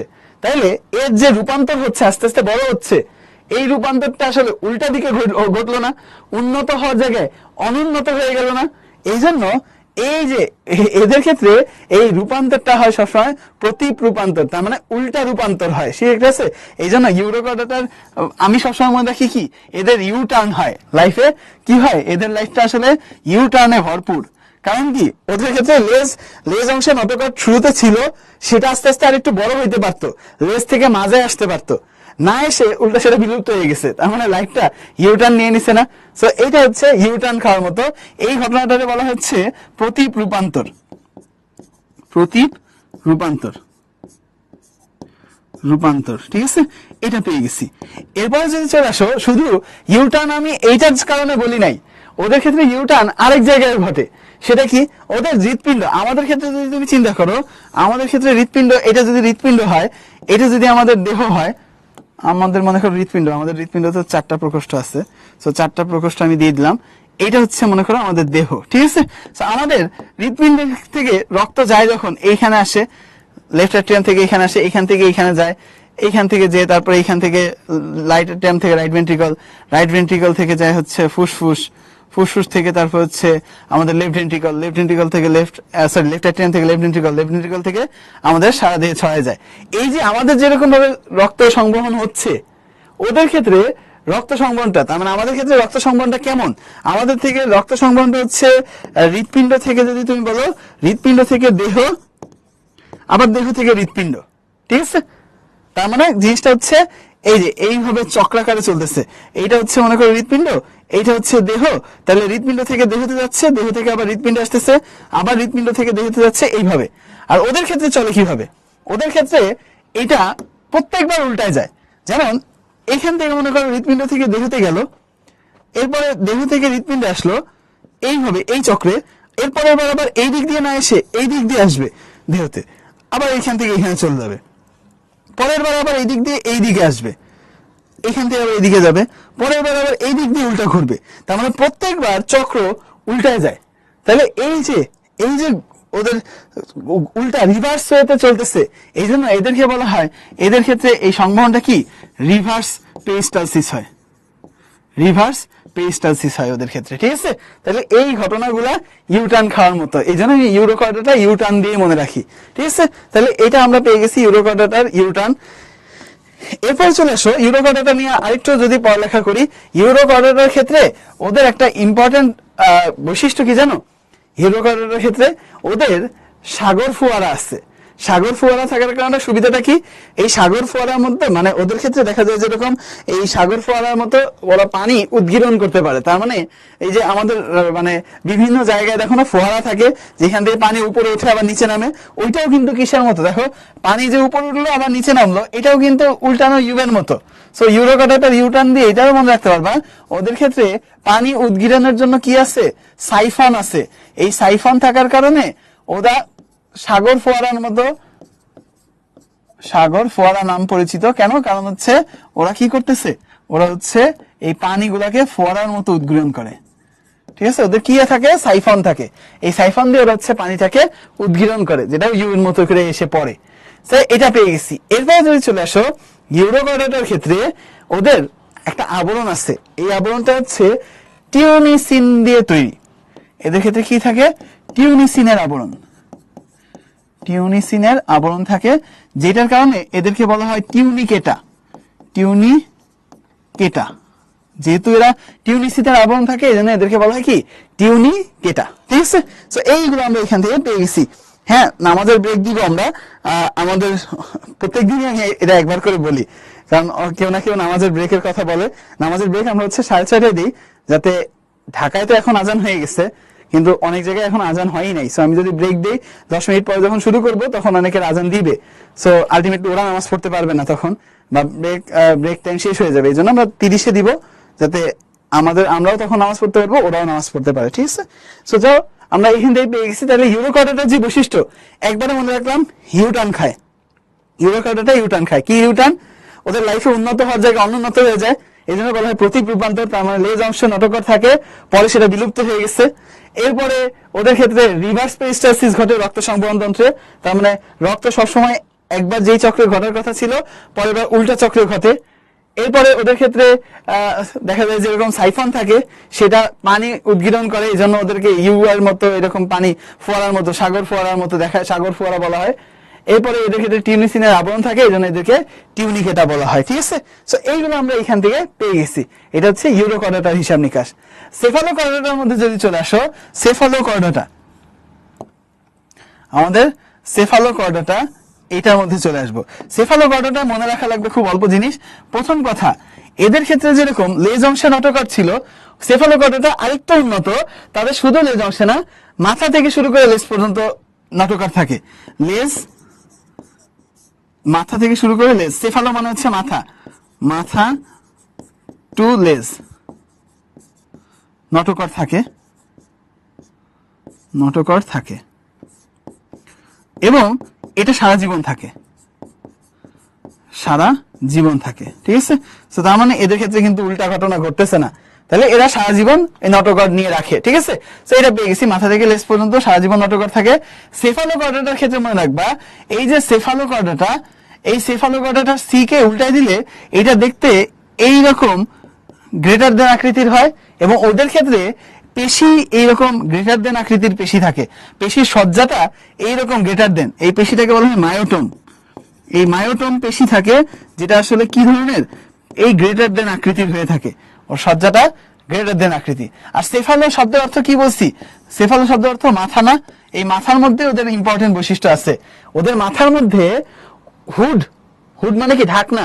আর ঢাকনার নিচে কয়েকটা আঙ্গুলের অভিক্ষেপের মতো সিঁড়ি থাকে, এটারে বলা হয় মাথার মধ্যে মুখে ওরাল হুড এবং সিঁড়ি থাকে, ওরাল সিঁড়ি।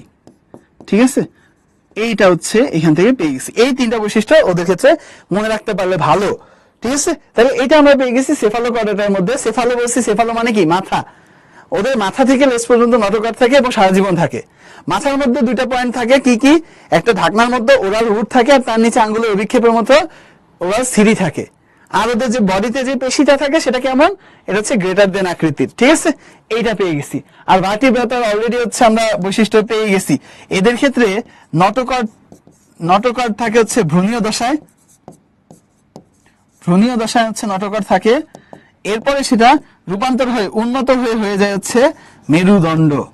ঠিক আছে, সো এই জন্য এরা হচ্ছে সবচেয়ে উন্নত মেরুদণ্ডী প্রাণী। ঠিক আছে, সো এইটা আমরা এখান থেকে পেয়ে গেছি আমাদের ভার্টিব্রাটার হিসাব নিকাশ। তাহলে এখানে দেখো, এখানে যেগুলো আছে যা বললাম, এটা আমি তোমাদেরকে 1 মিনিট টাইম দিলাম, এইটা একটু ভালোভাবে পড়ে ফেলো, বিশেষ করে ইউরোকর্ডাটার পার্টটা।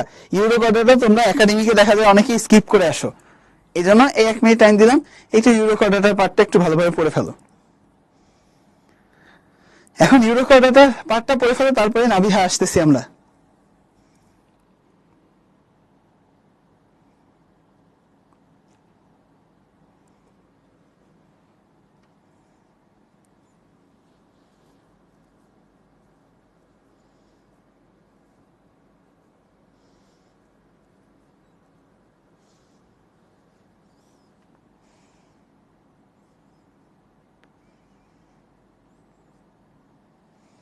ভেরি গুড, অলরেডি অনেকে ডান লিখে ফেলছে।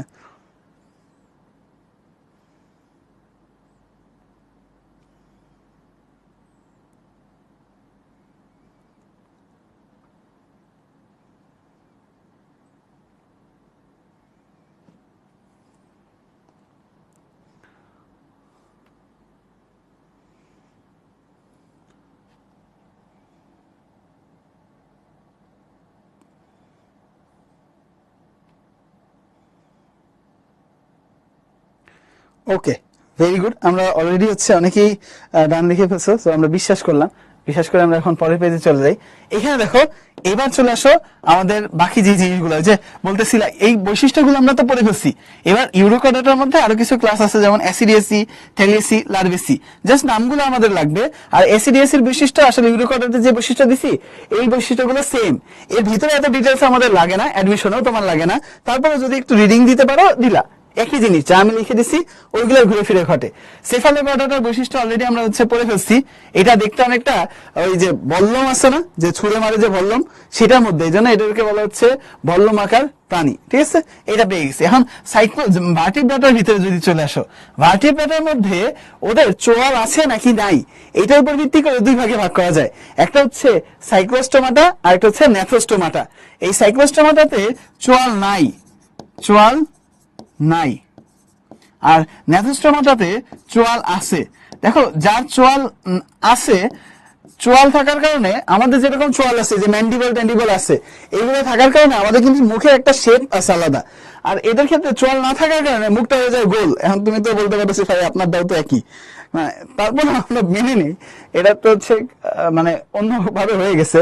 এখন এদের ক্ষেত্রে চোয়াল নাই, না থাকার কারণে ওদের মুখটা হচ্ছে পুরোপুরি গোল হয়। ঠিক আছে, ওদেরটা দেখাই দিব আমি, চিন্তার কিছু নাই। এর হচ্ছে দুইটা ক্লাস আছে, একটা হচ্ছে মিক্সিনিয়া আর একটা হচ্ছে পেট্রোমাইজন্টিডা। এইখান থেকে এমসিকিউর জন্য একটা জিনিস মনে রাখবা, সেটা হচ্ছে মহা প্রলয়। মতে হচ্ছে মিক্সিনি, হতে হচ্ছে হ্যাকফিশ। মিক্সিনিদেরকে কি বলা হয়? হ্যাকফিশ নামে ডাকা হয়। আর প্রলয়তে, প্রতে হচ্ছে পেট্রোমাইজন্টিডা, লতে ল্যাম্প্রে। ঠিক আছে, এই হচ্ছে আমাদের সাইক্লোস্টোমাটার যে দুইটা পার্ট আছে, এদেরকে কি কি নামে ডাকা হয় এমসিকিউতে। এই অংশগুলা খুবই ইম্পর্টেন্ট, যে মানে মিক্সিনি কি নামে পরিচিত, হ্যাকফিশ, আর পেট্রোমাইজেন্টিটা ল্যাম্প্রে। আর ন্যাচোস্টোমাটার মধ্যে একটু পরে আমরা পড়বো আমাদের কন্ড্রিকথিস, অ্যাক্টিনোপ্টেজি, সার্কোপ্টেজি, অ্যামফিবিয়া, রেপটাইলিয়া, অ্যাভিস, ম্যামালিয়া, এইগুলা। ঠিক আছে, অলরেডি ইউরোকডাটার এই বৈশিষ্ট্যগুলো আমরা দেখো পড়ে ফেলছি, যে টিউনিসিন থাকে, এটা হচ্ছে টিউনিক এটা বলা হয়। এদের ক্ষেত্রে কেবল লেজে নটকট থাকে লার্ভা দশায়। এরপরে এদের লার্ভাটা হচ্ছে ট্যাডপোল লার্ভা, এদের প্রতি রূপান্তর ঘটে। এরপরে বলছি রিভার্স পেরিস্টালসিস ঘটে হৃৎপিণ্ডে। ঠিক আছে, সাগর ফোয়ারার কথাও বলছি। ইউরোকডাটা পর্বের বৈশিষ্ট্য কোনটা, এইটা আমাদের একটু জানায় দাও। এরপরে আমরা হচ্ছে ইয়েতে চলে যাই, কুইজে আমরা ব্রেকে চলে যাবো। ঠিক আছে,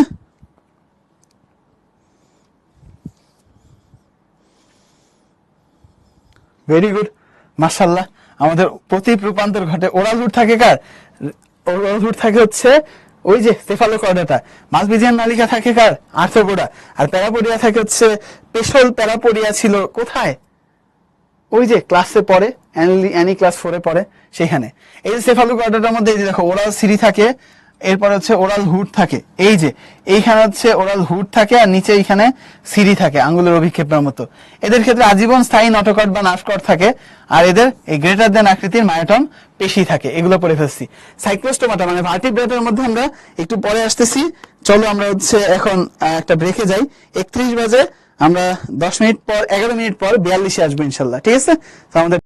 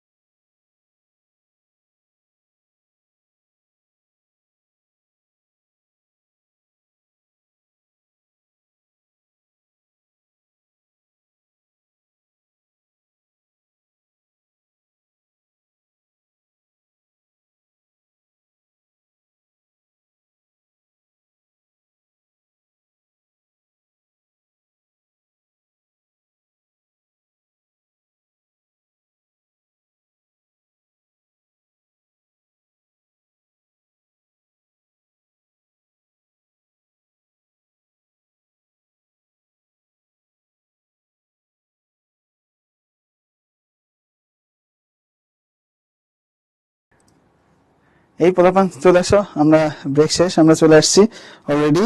চলো আমরা শুরু করি আমাদের পরের টুক। আমরা এখন পড়বো হচ্ছে ভার্টিব্রাটা, তাই না? এই ভার্টিব্রাটার মধ্যে আমাদের অনেকগুলা পার্ট আছে, সেইগুলো নিয়ে আমরা পড়বো, মানে সাব ক্লাস যেগুলো আছে সেগুলো নিয়ে আমরা দেখবো। প্রথমে চলে আসো সাইক্লোস্টোমাটা। সাইক্লো শব্দটা আসছে কোথা থেকে?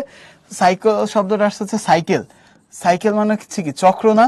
সো এই যে চক্র, তার মানে গোলাকার, এই গোলাকার থেকেই শব্দটা আসছে।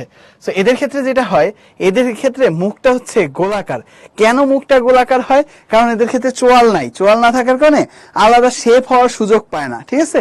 তো এই চোয়াল না থাকার কারণে এদের ক্ষেত্রে এরা বলতেছি আমরা সাইক্লোস্টোমাটা। সাইক্লোস্টোমাটার মধ্যে মিক্সিনিতে যদি চলে আসি, খুব বেশি জরুরি এরকম না, একবার মানে এমসিকিউ এরকম দু একবার আসছে এরকম। এখন দেখো মিক্সিনির ক্ষেত্রে এইটা হচ্ছে মিক্সিনি। এখন মিক্সিনি দেখলেই তুমি বুঝতে পারতেছো এইটা একটু দেখতেই কেমন না, মনে হচ্ছে এর উপরে কোনো আইস টাইস কিছু নাই। তাহলে এটা হচ্ছে দেহটা কি আইসবিহীন, দেখো কোনো পাকনা টাকনা কিছু নাই, পাকনাবিহীন। এটা দেখতে একটা বাইন মাছের মতো। এখন যারা বাইন মাছ খাও নাই বা বাইন মাছ দেখো নাই, তাদের আমি কেমনে বোঝাবো যে বাইন মাছ কিসের মতো? বাইন মাছ এটার মতো দেখতে, আর এই বাইন মাছের মতো দেখতে, ঠিক আছে? দুইজন একে অপরকে কমপ্লিমেন্ট করতেছে। তো এই যে বাইন মাছের মতো দেখতে বলা হয় বলে, বাইন মাছের ইংলিশ হচ্ছে ইল, ইল ফিশ। সেই জন্য এদেরকে বলা হয় কি স্লাইম ইল। এদেরকে কি বলা হয়? স্লাইম ইল। কারণ এরা হচ্ছে একটু পিচ্ছিল টাইপের হয়ে থাকে, এদের বাইরে কোনো হচ্ছে আইস নাই, পাখনা নাই, সেই জন্য এরা পিচ্ছিল হয়ে থাকে এবং বাইন মাছের মতো বলে এদেরকে বলা হয় স্লাইম ইল, ঠিক আছে? এদের ক্ষেত্রে দেখো মুখের মধ্যে এই জায়গাটায় দেখবা এই একটা, এরপরে এইখানে দুইটা আছে, এইখানে একটা আছে, এরকম চারটা, নিচের দিকে আবার এরকম চারটা, মুখের মধ্যে এরকম চারটা বা চার জোড়া কোর্সিকা থাকে। তার মানে মুখ প্রান্তে 4 জোড়া কোর্সিকা থাকতেছে, আর এদের 5 থেকে 15 জোড়া ফুলকারন্ধ্র থাকতেছে। আমাদের যদি মনে রাখতে হয় ভাইয়া কোনটা মনে রাখবো এখান থেকে, অ্যাটলিস্ট এই যে স্লাইম ইল বলা হয় এইটা, এবং এদের ক্ষেত্রে 5 থেকে 15 জোড়া ফুলকারন্ধ্র থাকে। এই দুইটা লাইন তুমি মনে রাখতে পারলেই এনাফ, ঠিক আছে? আল্লাহর রহমতে এর থেকে বেশি মনে রাখতে পারলে আরো ভালো। সো এটা আমরা পেয়ে গেছি এই সাইক্লোস্টোমাটার মিক্সিনির মধ্যে।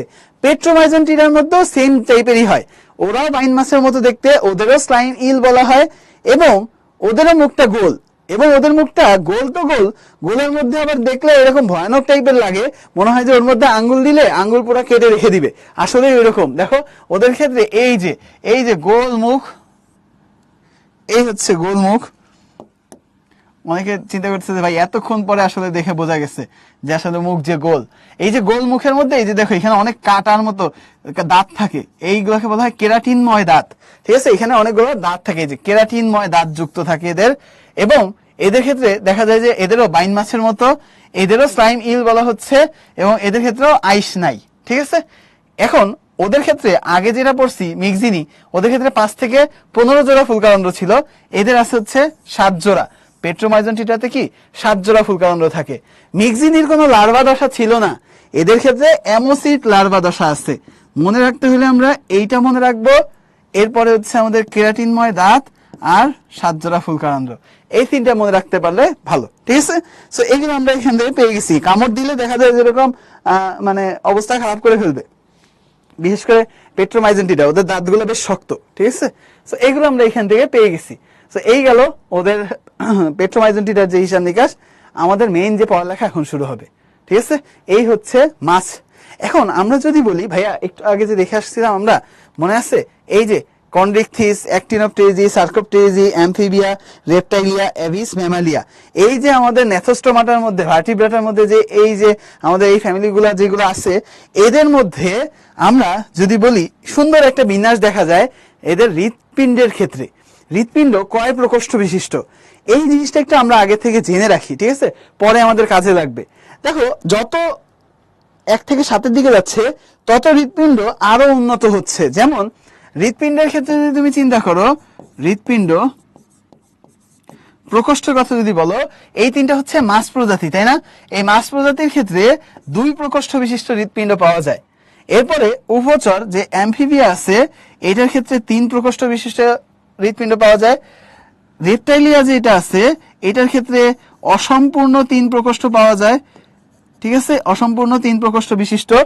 আর অ্যাভিস আর ম্যামালিয়া, এদের ক্ষেত্রে পাওয়া যায় হচ্ছে সম্পূর্ণভাবে 4 প্রকোষ্ঠ বিশিষ্ট হৃৎপিণ্ড। এটা আমরা আগে থেকে পড়ছি, আমরা যে বিবর্তন চ্যাপ্টারটা পড়ানো হয়েছে না তোমাদের, সেখানেও তোমরা অলরেডি হচ্ছে এটা পড়ে ফেলছো ফাইনাল ডিভিশন কোর্সের মধ্যেই। সো এই জিনিসটা আমাদের একটু পরে কাজে লাগবে, ঠিক আছে। সো এখন আসো চলে আসি আমরা এই মাছ নিয়ে যেটা বলতেছিলাম, মাছের 3টা প্রজাতি। এইখান থেকে সিকিউ কিন্তু খুব সুন্দর করে বানানো যায় এই মাছের 3টা যে আছে এই 3টা থেকে, এইটা, এইটা আর এইটা, ঠিক আছে। এই 3টা থেকে সিকিউ করা যায় কিভাবে, পার্থক্য করে, ঠিক আছে। পার্থক্য করে তুমি সিকিউ করতে পারবা। এখন এই পার্থক্য করে সিকিউ পড়বো, তার আগে আমরা যদি চলে আসি, মাছটাকে 3টা ক্যাটাগরিতে ভাগ করছে না, একটা কন্ড্রিকথিস, একটা অ্যাক্টিনোপটেরিজি, একটা সার্কোপটেরিজি। অ্যাক্টিনোপটেরিজিটা আমরা রেগুলার দেখে অভ্যস্ত, ইলিশ, রুই, এগুলো সব হচ্ছে অ্যাক্টিনোপটেরিজি। আর রুই মাছ তো আমরা পড়ি আলাদা একটা চ্যাপ্টারে। আমাদের দেখি না যেগুলো, সেগুলো হচ্ছে কন্ড্রিকথিস আর সার্কোপটেরিজি, ঠিক আছে। কন্ড্রিকথিস যদি বলি, কন্ড্রিকথিস শব্দটাই আসছে কন্ড্র থেকে। কন্ড্র মানে কি, কন্ড্র শব্দটা আসছে হচ্ছে আবার তরুণাস্থি থেকে, কার্টিলেজ আছে না, সেই তরুণাস্থি। কন্ড্র মানে হচ্ছে তরুণাস্থি। সো এখানে এই তরুণাস্থিময় মাছগুলোকে বলা হয় হচ্ছে আমাদের কন্ড্রিকথিস। তাহলে কন্ড্রিকথিসের ক্ষেত্রে যে বৈশিষ্ট্যগুলো আছে এগুলো আমরা এক লাইনে পড়ে ফেলবো। সেটা কি, তরুণাস্থিময় মাছ না। সো সেখান থেকে তুমি দেখো ছন্দের মধ্যেও, নামের মধ্যেই বুঝতে পারবে এটা আসলে কিসের ছন্দ। তরুণ প্লেয়ার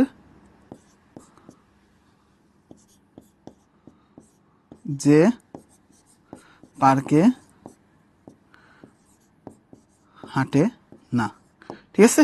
এটা আমরা পেয়ে গেছি, একবারে যত বৈশিষ্ট্য আছে এগুলো পেয়ে যাবো। তরুণ প্লেয়ার যে পার্কে হাঁটে না, মানে আগেরকার যারা প্লেয়ার ছিল তারা ফিটনেস বেশি রাখতো, এখনকার আর রাখে না, ঠিক আছে। তো এটা আমরা মনে রাখবো। তরুণ দিয়ে দেখো প্রথমে আসে হচ্ছে এরা তরুণাস্থিময় মাছ। তরুণাস্থিময় মাছ তার মানে নামেই বুঝতে পারতেছো যে এরা হচ্ছে আমাদের এই কন্ড্রিকথিস। প্লেয়ার দিয়ে মনে রাখবা এদের আইসের নাম হচ্ছে প্ল্যাকয়েড আইস। আইস আছে হচ্ছে 4 ধরনের। কি কি আছে হচ্ছে, প্ল্যাকয়েড আছে, হচ্ছে টিনয়েড আছে, হচ্ছে সাইক্লয়েড আর আছে গ্যানয়েড। দেখো প্ল্যাকয়েড আইস মানে হচ্ছে যে আইসগুলা তরুণাস্থি দিয়ে নির্মিত তাদেরকে বলা হয় প্ল্যাকয়েড আইস। এরপর আছে হচ্ছে সাইক্লয়েড আইস। সাইক্লয়েড আইস মানে হচ্ছে এটা হচ্ছে গোলাকার আইস, এদেরকে বলা হয় কি সাইক্লয়েড আইস। সাইক্লয়েড আইস, গোলাকার আইস। টিনয়েড আইসটা কি, টিনয়েড আইসটাও হচ্ছে সাইক্লয়েড আইসের মতোই, সাইক্লয়েড আইসের মতোই সেম গোলাকার, কিন্তু এদের ক্ষেত্রে টিনয়েড শব্দটা আসছে হচ্ছে এই টিথ থেকে। তার মানে টিথ মানে হচ্ছে এদের এক প্রান্তে এরকম কাটা কাটা খাস কাটা অংশ থাকে, এদেরকে বলা হয় টিনয়েড আইস। গোলাকার, এক প্রান্তে খাস কাটা, কুমিরে যেরকম খাস কাটা ছিল সেই রকম, ঠিক আছে। এখন এই টিনয়েড আইস পেয়ে গেছি। এরপরে যদি চলে আসো, এরপরে সাইক্লয়েড আইসের পরে টিনয়েড আইস, এরপরে যদি চলে আসো আর আছে হচ্ছে গ্যানয়েড আইস। এই গ্যানয়েড আইসটার মধ্যে এইটাও দেখতে হচ্ছে অনেকটা আমাদের এইরকম আইসের মতো, এর মধ্যে শক্ত গ্যানয়েন জাতীয় রাসায়নিক পদার্থ জমা হয়, এইটার কারণে এরা অনেক শক্ত হয়ে যায় গ্যানয়েড আইসটা, ঠিক আছে। গ্যানয়েড আইসে কি থাকে, গ্যানয়েড আইসে গ্যানয়েন জাতীয় রাসায়নিক পদার্থ জমা হয়, গ্যানয়েন জমা হয়, সেই জন্য এটার নাম হচ্ছে গ্যানয়েড আইস। গ্যানয়েড আইস, ঠিক আছে। তো এইটা পেয়ে গেছি। এখন আগে আমি যে পড়াইতাম অনেকে হচ্ছে অলরেডি লিখে ফেলছো যারা একাডেমিকে পড়ছে, যে তরুণ প্লেয়ার পার্কে হাঁটে, কিন্তু এখন ওই যে আমাদের তো সবসময় আপডেটে থাকা লাগে, কারণ আজমল স্যার বই আপডেট করে ফেলে তখন হচ্ছে নতুন নতুন ইনফরমেশন অ্যাড করতে হয়। তো সেই জিনিসগুলো অ্যাড করার জন্য এটা বলা, এই আমাদের এটা পেয়ে গেছি। এরপর যে দিয়ে মনে রাখবো এদের যে আকৃতির পৌষ্টিক নালী থাকে, যে আকৃতির কি থাকে, পৌষ্টিক নালী থাকে, পৌষ্টিক নালী থাকে এদের ক্ষেত্রে, ঠিক আছে। আর পার্কে দিয়ে মনে রাখবো হচ্ছে এদের 5 থেকে 7 জোড়া ফুলকারন্ধ্র থাকে, পার্কে দিয়ে 5 থেকে 7 জোড়া ফুলকারন্ধ্র থাকে, ঠিক আছে। এইটা আমরা পেয়ে গেছি। আর হাটে দিয়ে হচ্ছে হেটেরো সার্কাল ধরনের লেজ থাকে, হেটেরো সার্কাল লেজ থাকে, হেটেরো সার্কাল লেজ। তাহলে লেজ 2 ধরনের হয়, কি কি, একটা হেটেরো সার্কাল আর একটা হোমো সার্কাল। যেমন লেজের ক্ষেত্রে যদি তুমি দেখো একটা অংশ এরকম আর একটা অংশ এইটুক, তার মানে দেখো তো একটা লেজের মধ্যে এক হাত বড় আর এক হাত ছোট না, তার মানে এরা হচ্ছে 2টা ভিন্ন একই সাইজের। হেটেরো মানে হচ্ছে ভিন্ন, এদেরকে বলা হয় হেটেরো সার্কাল লেজ। এরপরে যদি চলে আসো দেখা গেল যে না 2টাই আসলে সেম সাইজের, তাহলে এদেরকে বলা হয় হচ্ছে হোমো সার্কাল। 2টাই কি সেম, এদেরকে বলা হয় হোমো সার্কাল লেজ। আরেক ধরনের লেজ আছে, সেটা কি, 2টা একসাথে ফিউজ হয়ে গেছে, এইরকম 2টা লেজ একসাথে ফিউজ হয়ে গেছে, 2টা অংশ, এদেরকে বলা হয় 2টা ফিউজ হয়েছে না, ডাই মানে হচ্ছে 2 আর ফিউজ হয়ে গেছে, এটাকে বলা হয় ডাইফি সার্কাল, ঠিক আছে। এদেরকে বলা হয় ডাইফি সার্কাল, ক্লিয়ার? সো এইটা আমরা এখান থেকে পেয়ে গেছি, এদের ডাইফি সার্কাল লেজ থাকে এবং না দিয়ে মনে রাখবা এদের বায়ুথলি বা পটকা থাকে না, পটকা থাকে না, বায়ুথলি বা পটকা এদের থাকে না। বাকি যে দুই ধরনের মাছ আছে তাদের সবারই পটকা থাকবে বা বায়ুথলি থাকবে, ঠিক আছে? তাহলে এইটা হচ্ছে তরুণাস্থিময় মাছ।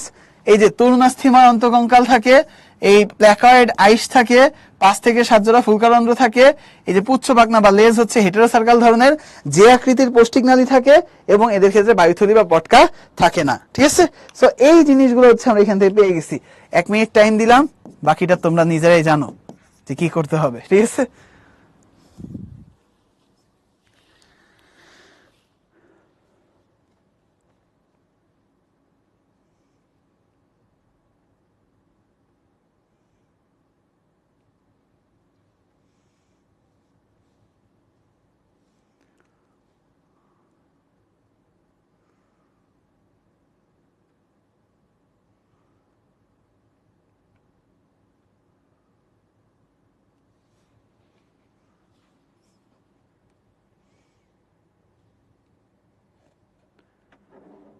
অলরেডি হচ্ছে ডান চলে আসছে, ভেরি গুড।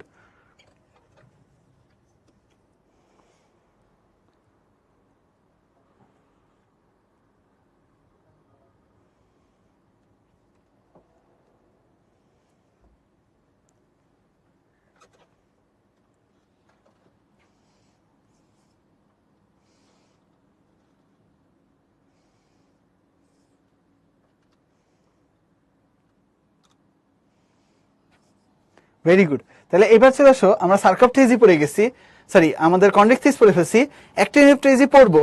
এটা যেহেতু রুই মাছ বলছিলাম না, ইলিশ মাছ রুই মাছ, ইলিশ মাছের কথা দেখে মনে পড়লো সামনে পয়লা বৈশাখ। যাই হোক আমরা চলে আসি, স্কিপ করলাম পয়লা বৈশাখ, সরি ইলিশ মাছ। আমরা এখন চলে আসবো সার্কোপটেরিজি। সার্কোপটেরিজিটা আগে পড়বো, ঠিক আছে? সার্কোপটেরিজি, এই যে দেখো মাছটা দেখলেই মনে হয় একটু ভয়ঙ্কর দেখতে না মাছটা, এরা কিন্তু আসলে বিলুপ্তির পথে। কিছু প্রজাতি রয়ে গেছে এখনো, কিন্তু এরা বিলুপ্তির পথে। সার্কোপটেরিজি এরা যেরকম দেখতে ভয়ঙ্কর, অনেকটা ডাইনির মতো, মানে শাকচুন্নি দেখছো না ঠাকুমার ঝুড়িতে, দেখতে অনেকটা ওই রকম। সো সেইখান থেকে আমরা মনে রাখবো সার্কোপটেরিজি ডাইনি, অস্থির, গান পারে, ঠিক আছে? সো ওই যে এখন ডাইনি শিখছে, এখন কিছু করার নাই। সো ডাইনি দিয়ে আমরা মনে রাখবো ওদের ডাইফি সার্কাল ধরনের লেজ থাকে, দুইটা ফিউজ হয়ে যায়, যে ডাইফি সার্কাল লেজ, ডাইফি সার্কাল লেজ থাকে। অস্থির দিয়ে মনে রাখবো হচ্ছে অস্থিময় মাছ এরা, তার মানে অন্তকঙ্কাল কেমন এদের, অস্থিময়, তার মানে কাটাটা হচ্ছে কুড়মুড়ে কাটা না, শক্ত কাটা, ঠিক আছে? গান দিয়ে মনে রাখবো ওদের আইসটা হচ্ছে গ্যানয়েড ধরনের আইস থাকে, গ্যানয়েড আইস থাকে। এবং পাড়ে দিয়ে মনে রাখবা ওদের দেখা যায় যেরকম ওদের যে পাখনাটা, ওদের যে পাখনাগুলো আছে এগুলো পিণ্ডাকার পাখনা, পিণ্ডাকার পাখনা থাকে, পাখনা থাকে। আর পাড়ে দিয়ে মনে রাখবা পটকা থাকে, পটকা বা বায়ুথলি থাকে। পটকা তো বলছে আগে সবারই থাকবে, তাই না?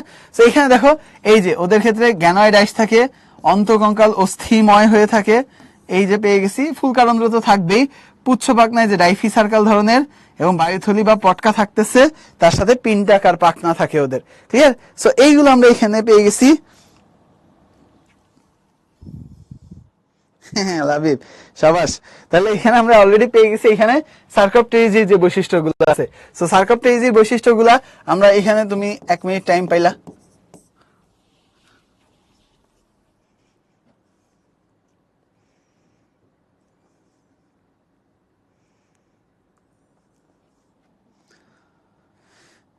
মেহেদি, হ্যাঁ মানে স্লাইডের মধ্যে মোর দেন এনাফ আছে, তারপরেও আমাদের যে জিনিসটা লাগবে সেটা হচ্ছে বই। বই দেখলে তোমার হচ্ছে মাথার মধ্যে গেঁথে যায়, বুঝছো? ওই জন্য বই, মেন বইয়ের কোনো বিকল্প নাই কিছু। সবসময় আমি যেটা বলি, মেন বইয়ের কোনো বিকল্প নাই, মেন বই একটু ভালোভাবে পড়তে হয়। একবার অ্যাটলিস্ট মেন বইটা ভালোভাবে পড়ে সেইখান থেকে দাগানো অংশগুলো পড়লেই হয়, যে অংশগুলা দাগায় দেওয়া হয় বা হচ্ছে মানে দাগাইছো যেগুলা আগে যখন পড়ছো বা কখনো পড়লে, ওই দাগানো অংশটুকু পড়লে এনাফ এমসিকিউর জন্য।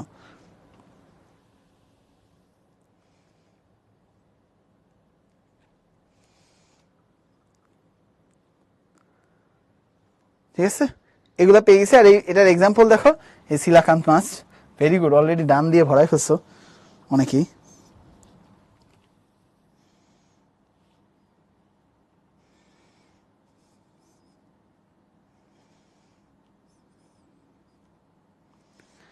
Very good. তাহলে চলে আসো এখানে, দেখো এই কুইজটা দেখো, সার্কোপটেরিজি শ্রেণীর বৈশিষ্ট্য হলো, এই বৈশিষ্ট্যটা একটু অ্যান্সার করো সবাই। তাদের ডাইনি ক্যারেক্টারিস্টিক্স দেখাইতে হবে এখন।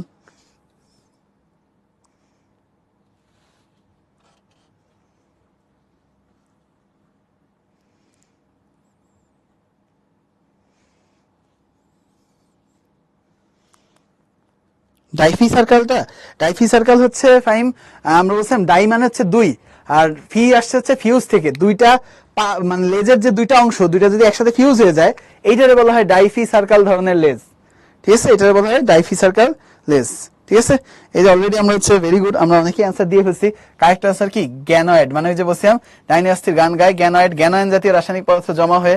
আর ডাইফি সার্কেল লেজ দেখো, এই যে এদের এই যে লেজটা আছে যে এরা কিন্তু একসাথে ফিউজ হয়ে গেছে।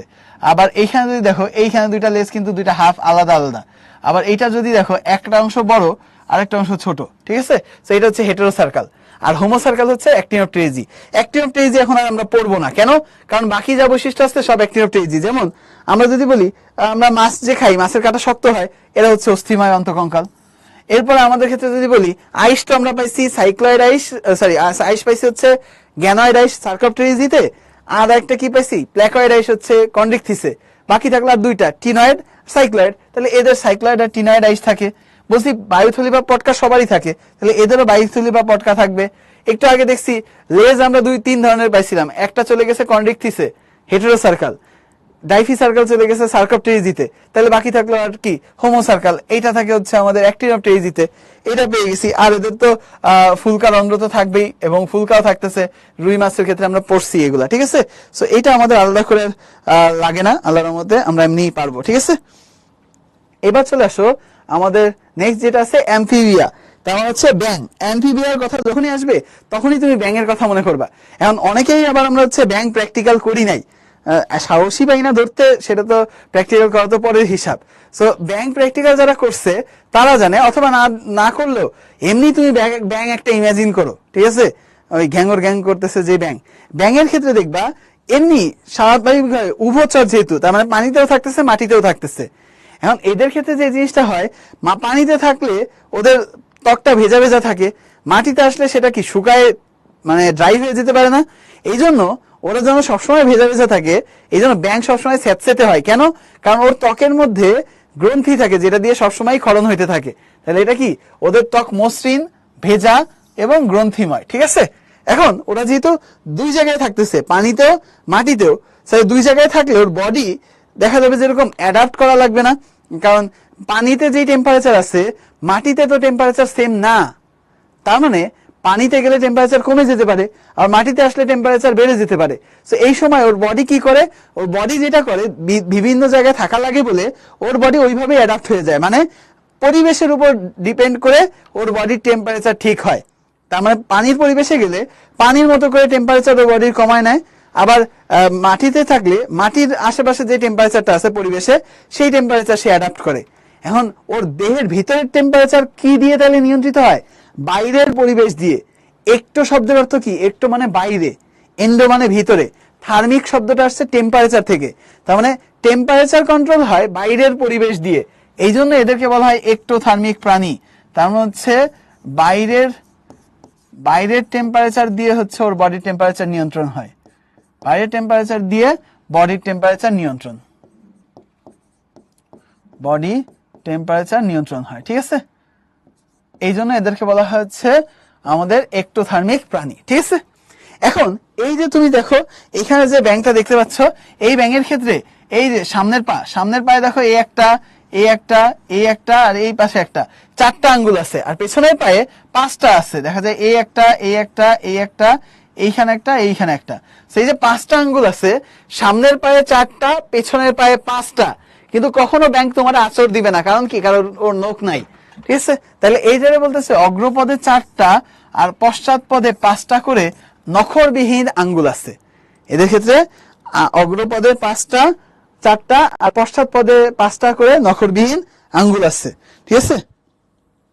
আরে ব্যাঙের প্র্যাকটিক্যাল তো এই এইচএসসি তে না, ব্যাঙের প্র্যাকটিক্যাল থাকে হচ্ছে এসএসসি তে, ঠিক আছে আনাস। সো ব্যাঙের প্র্যাকটিক্যাল হচ্ছে এসএসসিতে, আমরা নিজেরাও করি নাই। আমরা যখন মানে ছিল, আমার নিজের ভয় আরো বেশি, আমি পিঁপড়া ছাড়া বাকি সবগুলাকেই ভয় পাই। ঠিক আছে, সো ভয় পাই মানে হচ্ছে শ্রদ্ধা করি আর কি, সেই জন্য সেই হিসাবে ভয়। তো যাই হোক, এইখানে দেখো তাহলে এটা পেয়ে গেছি। এরপর হৃৎপিণ্ডের কথা কিন্তু অলরেডি বলে আসছি, মাছগুলোর দুই প্রকোষ্ঠী, আর হৃৎপিণ্ড 3 প্রকোষ্ঠ বিশিষ্ট হবে কি এই অ্যামফিবিয়ার ক্ষেত্রে, 2টা ট্রে একটা ভেন্ট্রিকল থাকে। আর ওরা যেহেতু উভচর, ওদের ওইটার জন্য দেখবা লার্ভা অবস্থায় ওরা জলচর থাকে, পূর্ণ অবস্থায় ওরা উভচর জলচর দুইটাই থাকে। ব্যাঙাচি বলে না লার্ভা, ব্যাঙাচি লার্ভা, এই যে টিটু ফাজের মধ্যে দেখতে অনেকটা ব্যাঙাচি লার্ভা, এগুলো কিন্তু সবসময় পানির মধ্যে থাকে। সেটা হচ্ছে জলচর অবস্থায় থাকে, পূর্ণাঙ্গ অবস্থায় উভচর হয়। ঠিক আছে, তাহলে এই হচ্ছে অ্যামফিবিয়া। অ্যামফিবিয়া তাহলে ব্যাঙের কথা চিন্তা করো, গায়ের গা কেমন মসৃণ এবং ভেজা ভেজা, কেন? কারণ ত্বকে গ্রন্থি থাকে, সেটার কারণে ভেজা ভেজা হয়। এবার ওরা 2 জায়গায় থাকে, মাটিতেও পানিতেও, কিন্তু লার্ভা অবস্থায় পানিতে থাকে, আর বড় হয়ে গেলে মাটি পানি 2 জায়গায় থাকে। এখন মাটি পানি 2 জায়গায় থাকলে টেম্পারেচার মেনটেন করবে কিভাবে? পরিবেশের উপর। এই জন্য এদের বলা হয় এক্টোথার্মিক। হৃৎপিণ্ড এদের কেমন? 3 প্রকোষ্ঠ বিশিষ্ট। আর এদের যে হাত পা আছে, হাত হচ্ছে হাত পা তো না, অগ্রপদ আর পশ্চাৎপদ। সামনের পায়ে 4টা করে, পেছনের পায়ে 5টা করে নখরবিহীন আঙ্গুল আছে। ঠিক আছে, সো এইটা হচ্ছে আমাদের এই যে তোমার অ্যামফিবিয়ার যে বৈশিষ্ট্য আছে, এগুলো আমরা পেয়ে গেছি। এরপরে চলে আসো রেপটাইলিয়া। রেপটাইলিয়া মানে হচ্ছে সরীসৃপ, মানে সহজ ভাষা হচ্ছে সাপের কথা মনে রাখবা, কিন্তু সাপ আবার মনে রাখলে সব বৈশিষ্ট্য মিলাইতে পারবা না, কিছু বৈশিষ্ট্য মিলাইতে পারবা। আবার গুই সাপের কথা যদি চিন্তা করো, ওরা কিন্তু এরকম। রেপটাইলিয়া মানে যারা বুকে ভর দিয়ে চলে। ঠিক আছে, এখন রেপটাইলিয়ার ক্ষেত্রে যদি চলে আসো, সাপের ক্ষেত্রে কি হয়? সাপ কি খোলস মোচন করে না? জানো সাপ খোলস মোচন করে, ওদের যে বাইরে যে খোলসটা আছে, সেই খোলসটা ওরা হচ্ছে মোচন করে, ওদের যে গর্তগুলা থাকে ওইখানে রেখে চলে আসে, তাই না? তো এদের ক্ষেত্রে খোলস মোচন হয়, তার মানে ওদের বাইরে একটা আইস বা শক্ত প্লেট থাকে, সেটা ওরা মাঝে মাঝে মানে খুলে ফেলে বা হচ্ছে চেঞ্জ করে, আকারে যত বড় হইতে থাকে তখন ওদের শক্ত প্লেট বা আইসটা হচ্ছে মোচন হয়ে যায়। এবং আগেরটার সাথে মিল দেখো খেয়াল করে, আগেরটাতে হচ্ছে অগ্রপদ আর পশ্চাৎপদে 4টা আর 5টা করে আঙ্গুল ছিল, এদের সব পায়েই 5টা করে আছে যাদের পা আছে। আবার তুমি সাপের কথা বলা শুরু করবে যে ভাই সাপের পাটা কই দেখান তো, এখন গুই সাপের ক্ষেত্রে আবার আছে। ঠিক আছে, যাদের পা আছে তাদের পায়ে 5টা করে নখ যুক্ত আঙ্গুল থাকে। ঠিক আছে, এদের ইম্পর্টেন্ট জিনিস হচ্ছে হৃৎপিণ্ড অসম্পূর্ণভাবে 4 প্রকোষ্ঠ বিশিষ্ট। এখন এই যে অসম্পূর্ণভাবে 4 প্রকোষ্ঠ বিশিষ্ট সবার ক্ষেত্রে, কিন্তু একজন আছে যে যখন 4 প্রকোষ্ঠ বিশিষ্ট অসম্পূর্ণভাবে 4 প্রকোষ্ঠ বিশিষ্ট দিছে, সে তখন আল্লাহর কাছে কান্নাকাটি শুরু করছে যে না, আমারে দিতেই হবে 4টা, আমারে অসম্পূর্ণ রাখলে চলবে না। সে কান্নাকাটি শুরু করছে, মায়া কান্না করে করে পাগল করে ফেলছে। পরে আল্লাহ চিন্তা করলো থাক, ওরে আসলে দিয়েই দিই, এত কান্নাকাটি করতেছে, ওরে আর রেখে কি করব, 4টাই দিয়ে দিই। সো এই যে মায়া কান্না করে সে যে 4টা নিয়ে চলে আসলো, তার নামই হচ্ছে ক্রোকোডাইল। আর তার সেই কান্নার নাম কি? ক্রোকোডাইল টিয়ার্স, তাই না? ওই যে মায়া কান্না বলে না, যদি এটা কাল্পনিক, সম্পূর্ণ আমার বানানো, এর সাথে বাস্তবের কোনো মিল নাই, আল্লাহ দেওয়ার সেই জন্য দিচ্ছে। ঠিক আছে, এখন দেখো আমাদের এই যে কুমির, তো সাপের 5 পা, ওই যে গুই সাপের পা আছে। ঠিক আছে, তো এখানে যদি চলে আসো, ওদের ক্ষেত্রে যেটা বলতেছিলাম, এই অসম্পূর্ণভাবে 4 প্রকোষ্ঠ বিশিষ্ট, শুধুমাত্র ব্যতিক্রম হচ্ছে কি কুমির, আর এইটাই পরীক্ষায় আসে। কুমির এইটার সম্পূর্ণ 4টা প্রকোষ্ঠ আছে, সম্পূর্ণ 4 প্রকোষ্ঠ থাকে। ঠিক আছে, সম্পূর্ণ 4টা প্রকোষ্ঠ থাকে। এদের ফুসফুসের হচ্ছে সংশ্লেষণাঙ্গ এবং এরা ডিম পারে। ঠিক আছে, ডিমটা শক্ত খোলস থাকে, সেটা চুন দিয়ে তৈরি। মুরগিও তো ডিম পারে, একই টাইপেরই। সো এদের ক্ষেত্রে এখন যদি চলে আসো, এদের আরেকটা পয়েন্ট আমাদের একটু মনে রাখতে হবে, এদের ক্ষেত্রে অক্সিপিটাল কন্ডাইল থাকে। এদের ক্ষেত্রে কি থাকে? Occipital condyle. আমাদের একেবারে শেষের যে মাথার এই পেছনে এইখানটা যে অস্থি আছে, এটার নাম কি? অক্সিপিটাল অস্থি না? আর এইখানে হচ্ছে মেরুদণ্ড। সো ওদের ক্ষেত্রে এই মেরুদণ্ড আর এই অক্সিপিটাল অস্থি আর মেরুদণ্ড দুইটাকে যুক্ত করতেছে যে অংশটা, সেইটারে বলা হয় অক্সিপিটাল কন্ডাইল। অক্সিপিটাল কন্ডাইল এইটা হচ্ছে এই রেপটাইলিয়ার ক্ষেত্রে থাকে। তার মানে ওদের ক্ষেত্রে এই যে অক্সিপিটাল অস্থি এবং মেরুদণ্ড দুইটাকে একসাথে যুক্ত করে কে? এটারে যুক্ত করে হচ্ছে অক্সিপিটাল কন্ডাইল। ঠিক আছে, এইটা থাকতেছে রেপটাইলিয়ার মধ্যে। ক্লিয়ার? তাহলে পেয়ে গেছি। তাহলে এদের ক্ষেত্রে দেখো আমরা আগের থেকে অ্যামফিবিয়ার থেকে একটু উন্নত হইলাম, কি করলাম? এদের ক্ষেত্রে এরাও কিন্তু এক্টোথার্মিক, কারণ সাপও কিন্তু পানিতে থাকে, মাটিতেও থাকে। সো সেই হিসাবে আমরা রেপটাইলিয়াও কিন্তু এক্টোথার্মিক প্রাণী, এবং এদের ক্ষেত্রে ত্বক যেহেতু খোলস মোচন করে, তার মানে শক্ত একটা আবরণ থাকে বা আইস থাকে বা প্লেট থাকে, সেটা মোচন হয় পরে। এদের পায়ের ক্ষেত্রে সামনে আর পেছনের কোনো বৈষম্য রাখে নাই, ওরা আন্দোলন করে বৈষম্য বিরোধী হয়ে গেছে। তারা 5টা করে নখরযুক্ত আঙ্গুল রাখছে এবং অসম্পূর্ণভাবে 4টা প্রকোষ্ঠ বিশিষ্ট হৃৎপিণ্ড আছে। শুধুমাত্র কুমিরের ক্ষেত্রে সম্পূর্ণ 4টা প্রকোষ্ঠ আছে। এদের শ্বসন অঙ্গ ফুসফুস এবং ডিম পাড়ে এরা, ঠিক আছে। সো এই জিনিসগুলো আমরা এখান থেকে পেয়ে গেছি, ঠিক আছে। ওই যে আফরা, ওই যে বললাম শ্রদ্ধা, ঠিক আছে। তাহলে চলে আসো আমাদের এরপরে অ্যাবিস, পাখি। এটা মনে করো যেরকম যে এগুলো আমরা দেখি, তো দেখার কারণে আমাদের এগুলোর বৈশিষ্ট্যগুলো মনে রাখাটা খুবই সহজ, ঠিক আছে। তো এই যদি আমরা চিন্তা করি,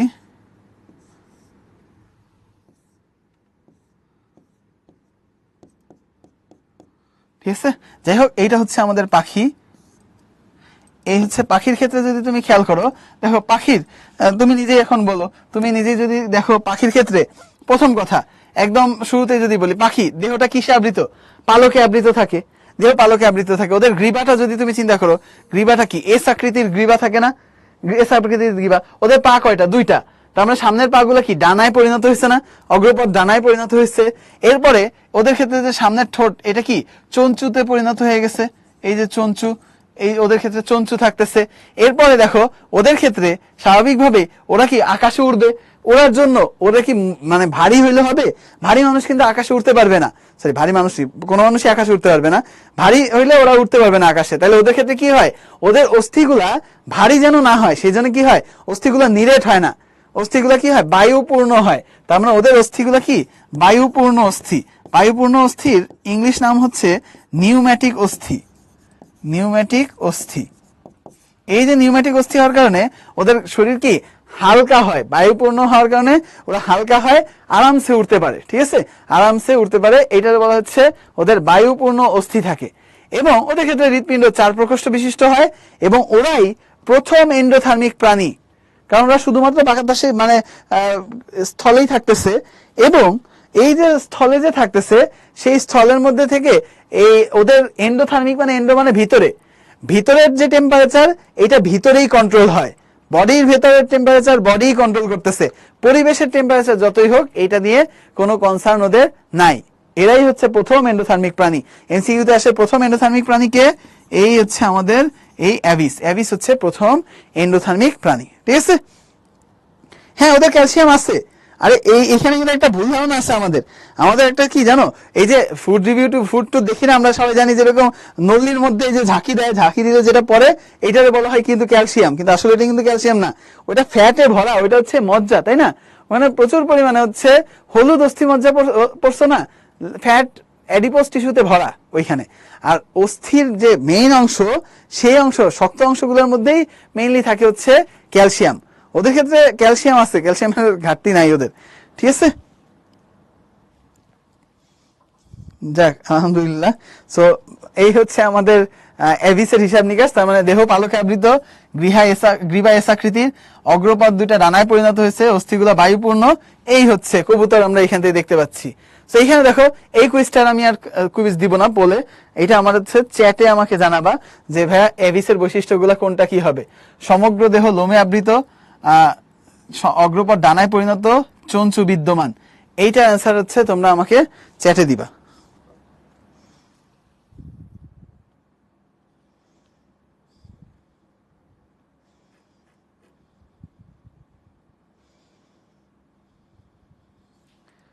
বলো।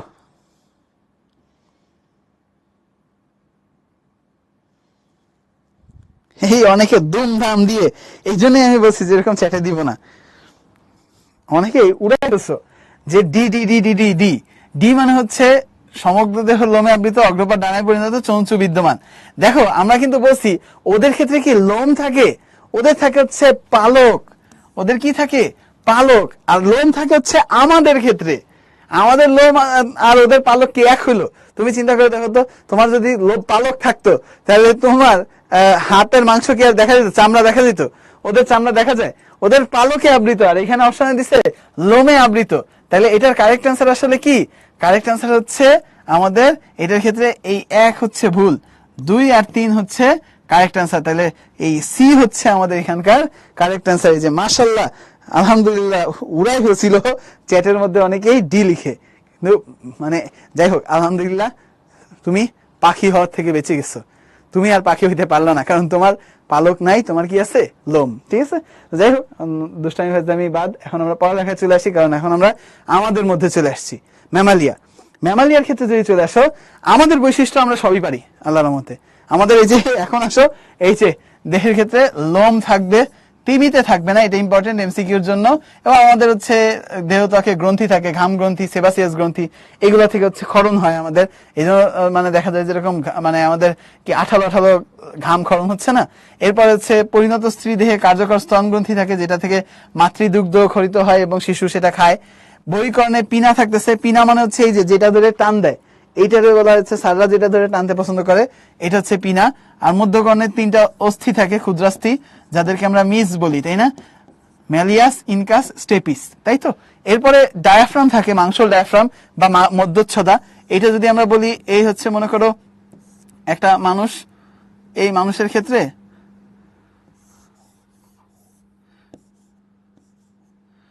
এই হচ্ছে মনে করো মানুষটা আছে, তো মানুষটার ক্ষেত্রে তার যে বক্ষ গহ্বর আর উদর গহ্বর, তার মানে এইখানে হচ্ছে ফুসফুস আছে, হৃৎপিণ্ড আছে, এই হচ্ছে ফুসফুস, আর এইদিকে হচ্ছে নিচে হচ্ছে নাড়িভুঁড়ি আছে, তাই না। তো এইটাকে আলাদা করছে হচ্ছে যেই পর্দা দিয়ে, বা একটা হচ্ছে মাংসর একটা অংশ দিয়ে, এইটার নাম হচ্ছে ডায়াফ্রাম।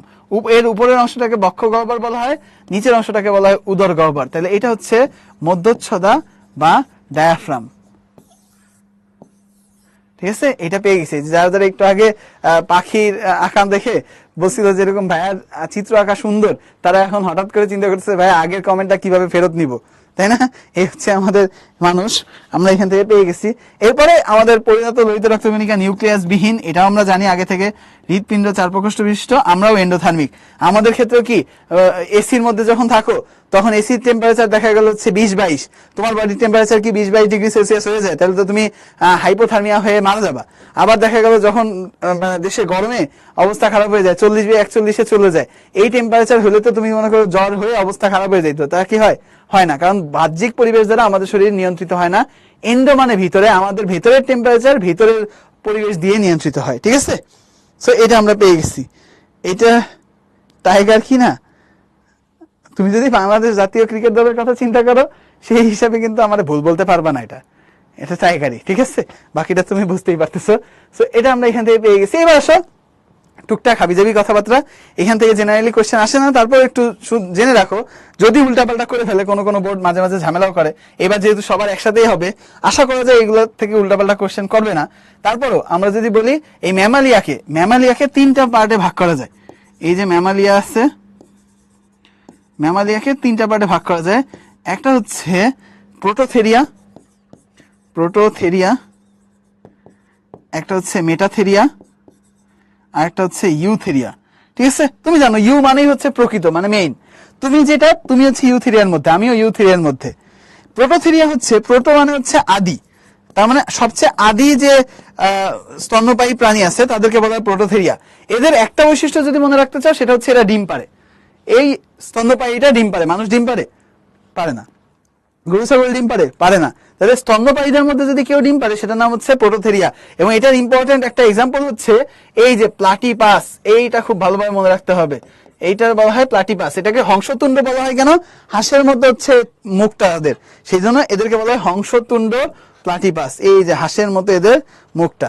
এদের সারা দেহ লোমে আবৃত থাকে এবং এদের লোমগুলো অনেক বড় বড় হয়ে থাকে। এদের স্তন গ্রন্থিটা ওই লোমের মধ্যেই গায়েব হয়ে গেছে এরকম মনে হয়, কারণ ওদের আলাদা কোনো নিপল বা স্তন বৃন্ত থাকে না। সো ওদের বাচ্চারা যারা আছে, ওদের লোম থেকে ওরা হচ্ছে দুগ্ধ পান করতে পারে। ঠিক আছে, সো এদের ক্ষেত্রে এই যে স্তন বৃন্ত, দাঁত, বহিকর্ণ এগুলো নাই। এদের ক্ষেত্রে যেটা বললাম, ডিম, এরা হচ্ছে ডিম পারে, ডিম প্রসব করে। এবং এদের ক্ষেত্রে এরা আগেকার সময় তো এদের ক্ষেত্রে এত উন্নত হয় না। তারা কি করতো জানো, এই ডিম খাওয়া যাবে না। দেখো এদের ক্ষেত্রে এরা কি করতো, তাদের তো এত বেশি লাক্সারি ছিল না। তারা চিন্তা করতো ওদের বডিতে একটা ছিদ্র আছে, ওইটা দিয়েই হবে, সেটা দিয়েই তারা হচ্ছে রেচন, জনন এবং এটা দিয়েই তারা পরিপাকতন্ত্র, তার মানে হচ্ছে মূত্রত্যাগ, প্রজনন এবং তারা হচ্ছে মল ত্যাগ সব একই ছিদ্র দিয়ে করতো, একাই 100 সেই ছিদ্র, সেই জন্য এটা বলা হয় মনোট্রিম। ট্রিম মানে হচ্ছে ছিদ্র, মনো মানে এক, এদেরকে মনোট্রিম বলা হয়। ঠিক আছে, এদেরকে একটা ছিদ্র দিয়েই তারা হচ্ছে রেচন, জনন এবং পরিপাকতন্ত্রের কাজ করতো। তাহলে ডিম প্রসবকারী যেটা আছে প্রোটোথেরিয়া, আদিম যারা, তাদের এত লাক্সারি ছিল না, তাদের একটাই ছিদ্র ছিল, সেটা দিয়ে সব করতো, এরা মনোট্রিম। এবং এদের ক্ষেত্রে দেখা যায় যেরকম স্তনবৃন্ত নাই, ওদের বড় বড় লোম, ওইখান থেকে ওরা বাচ্চারা দুধ খেতে পারে। মেটাথেরিয়া যেটা, তাদেরকে মার্সুপিয়াল প্রাণী বলা হয়। কেন? কারণ ওদের ক্ষেত্রে মার্সুপিয়াম মানে হচ্ছে পেটের মধ্যে একটা ব্যাগের মতো থাকে। ক্যাঙ্গারু দেখছো না, ক্যাঙ্গারু পেটের মধ্যে বাচ্চাটাকে রাখে না, ওই বাচ্চাটা পরিণত হওয়া পর্যন্ত ব্যাগের মধ্যেই থাকতে চায় এবং থাকেও, এইটারে বলা হয় মার্সুপিয়াম। তার মানে ওদের ক্ষেত্রে মার্সুপিয়াম থাকে, এই জিনিসটা মনে রাখতে পারলে না। এখন এরপরে যেটা আছে, ওদের অমরাটা সরল ধরনের। অমরার মধ্যে কি থাকে? অমরা তোমরা পড়ছো না এর আগে, ওই যে 9 নম্বর চ্যাপ্টারে 4 ধরনের হচ্ছে মানে লেয়ার থাকে। কি কি? অ্যামনিয়ন,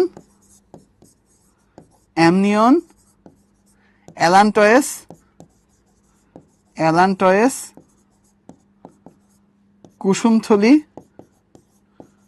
কুসুমথলি আর হচ্ছে কোরিয়ন।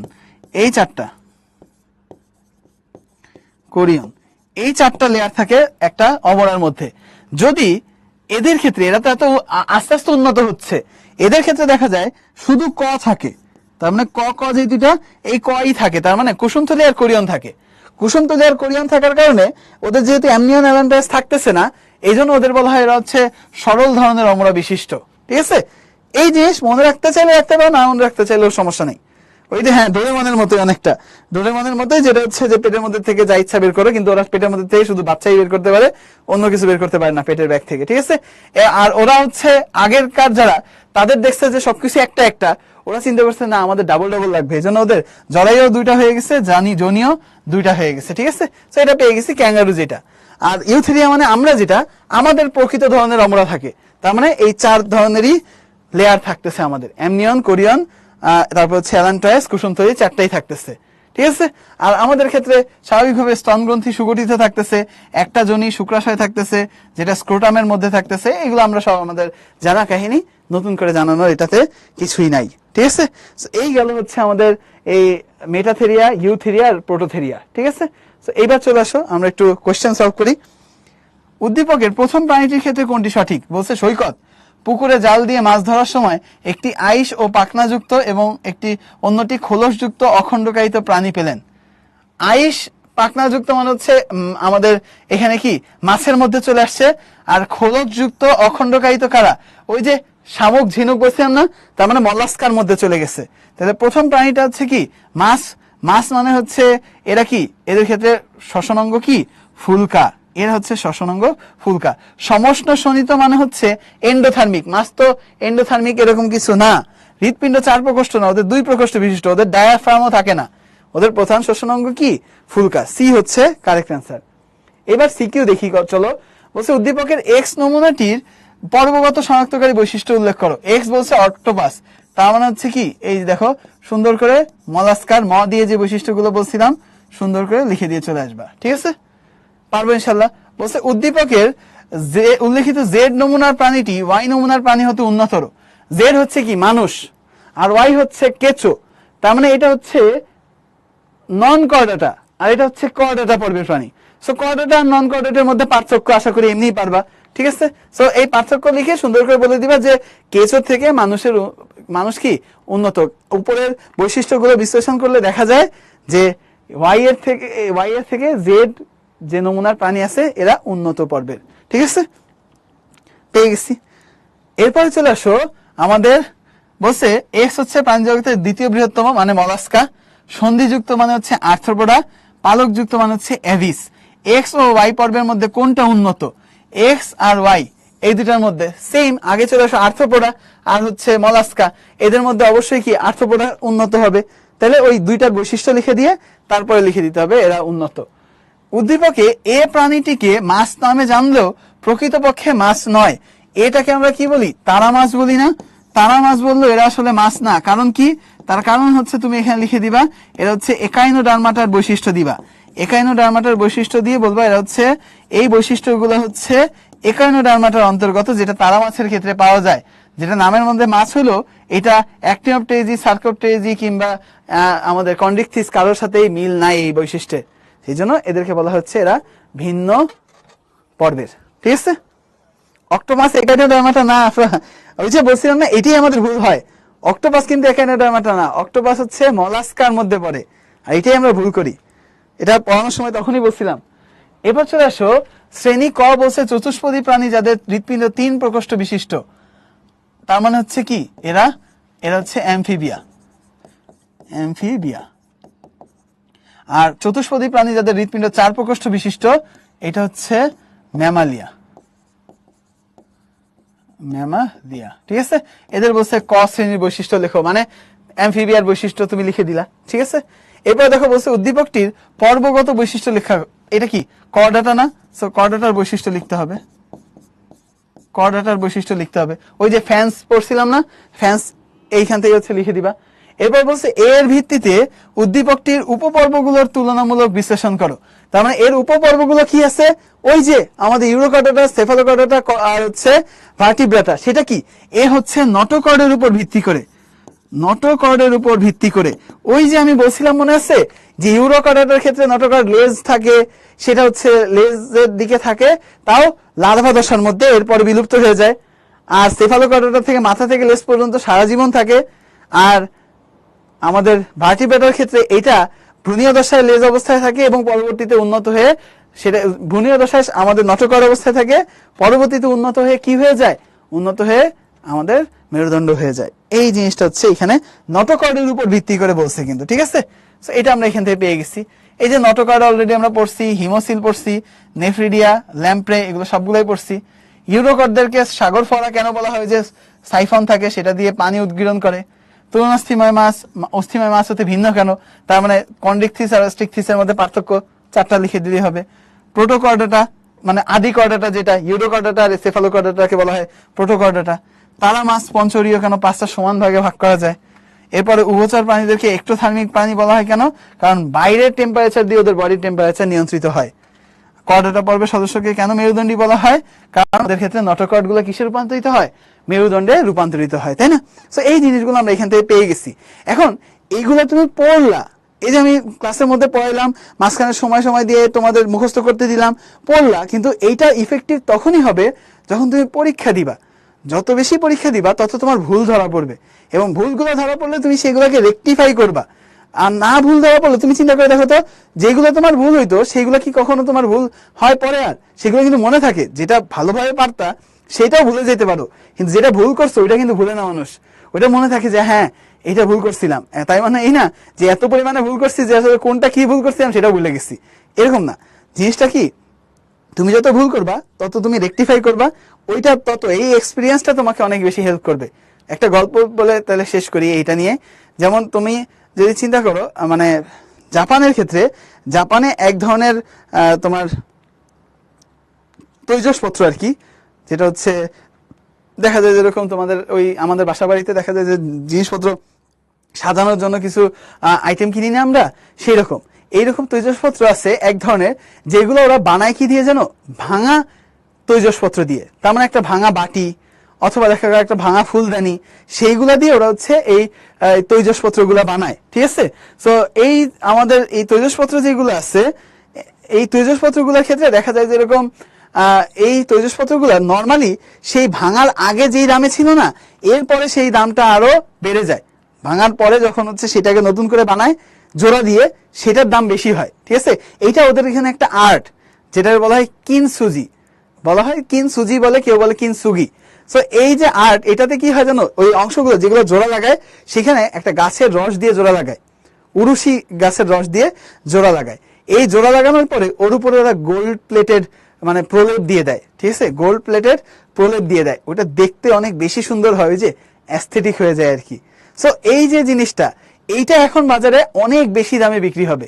তার মানে জিনিসটা এইখানে আসলে আমাদের ফিলোসফিটা আছে, যে তুমি যখন ভুল করবা, তোমার হয়তোবা তুমি ভেঙে পড়লা যে হ্যাঁ আমি খারাপ করছি, কিন্তু এইখানেই তোমার লার্নিংটা আছে। ওই ভেঙে পড়া অংশটা থেকে বা ভেঙে যাওয়া অংশটাকে বা তোমার মধ্যে যে ভুল হওয়া অংশটাকে যদি তুমি ভালোভাবে রেকটিফাই করতে পারো, এরপরে কিন্তু সেইটা দিয়ে তোমার যে আউটপুটটা আসবে লাইফে, সেইটার কারণে তোমার লাইফের মূল্যটা অনেক বেড়ে যাবে। এই জন্য এক্সপিরিয়েন্স ম্যাটার করে, ঠিক আছে? এই এক্সপিরিয়েন্সটা আসবেই তোমার হচ্ছে পরীক্ষার হলে বেশি বেশি পরীক্ষা দিয়ে। যত বেশি পরীক্ষা দিবা এই সময়টাতে তত ভুল ধরা পড়বে, তত বেশি তুমি হচ্ছে রেকটিফাই করতে পারবা নিজেকে। এই জন্য একটু বেশি বেশি হচ্ছে পরীক্ষা মানে পরীক্ষা দেওয়ার চেষ্টা করবা, ঠিক আছে? আর এই আমাদের এই যে চ্যাপ্টারটা আছে, বিরক্তিকর চ্যাপ্টার, তোমরাই বলছিলা, কোনো মতে আমরা আল্লাহর রহমতে শেষ করার চেষ্টা করছি, রিভিশন দিয়ে দিয়ে শেষ করছি। এবার তোমাদের কাজ হচ্ছে একটু বাসায় যে এটাকে একটু ভালোভাবে পড়া, এবং তারপরে তোমাদের যেটা কাজ এটার কোশ্চেন গুলো সলভ করা। অলরেডি অনেক কোশ্চেন আমরা সলভ করছি গতকালকে আজকে মিলায়, তারপরে তোমরা একটু সলভ করবা। এবং এখানে চিত্র কিন্তু কম, সো এইখানে চিত্র নিয়ে প্যারা নেওয়ার কোনো এরকম কিছু নাই। চিত্র আছে হচ্ছে শুরুর দিকে, যে সিলোমের আছে, ভ্রূণ স্তরের আছে, এইগুলার কিছু চিত্র আছে। আর আমাদের বাকিগুলোর ক্ষেত্রে কিন্তু এরকম কোনো চিত্র তেমন এইখানে নাই। সো তোমার লেখাগুলো সুন্দর হইতে হবে। এবং এইখান থেকে আমাদের দেখছো যে পর্বগুলোর মধ্যে থেকে কর্ডাটা নন কর্ডাটা এটার পার্থক্য আমরা পড়ছি। এই পার্থক্য থেকে পরীক্ষায় কোশ্চেন আসতে পারে, মার্কস গুলার পার্থক্য থেকে আসতে পারে, এই বৈশিষ্ট্যগুলা থেকে আসতে পারে প্রত্যেকটা। এমন না যে এখানে তুমি বলতে পারবা যে এইটার এই কয়টার বৈশিষ্ট্য ইম্পর্টেন্ট। এখানে অনেকবার অনেকগুলোর বৈশিষ্ট্য আসছে। হ্যাঁ, ওই অ্যাসিডেসি থ্যালিয়াসি বা ইউরোকর্ডাটা সেফালোকর্ডাটা থেকে কম আসছে বা আসে নাই, কিন্তু বাকিগুলো থেকে কিন্তু অনেকবারই আসছে। এই জন্য সবগুলো একটু ভালোভাবে পড়তে হবে, ঠিক আছে? সো যাই হোক, অনেক প্যারা দিলাম তোমাদের। আমাদের একেবারে আজকে একদম পারফেক্ট টাইমে শেষ হয়েছে, 7:29 বাজে, মানে আমাদের শেষ করতে করতে 7:30, তার মানে 2 ঘন্টাই হয়ে গেছে। আজকে এই পর্যন্তই। সবাই ভালো থাকো, সুস্থ থাকো। আল্লাহ হাফেজ, আসসালামু আলাইকুম।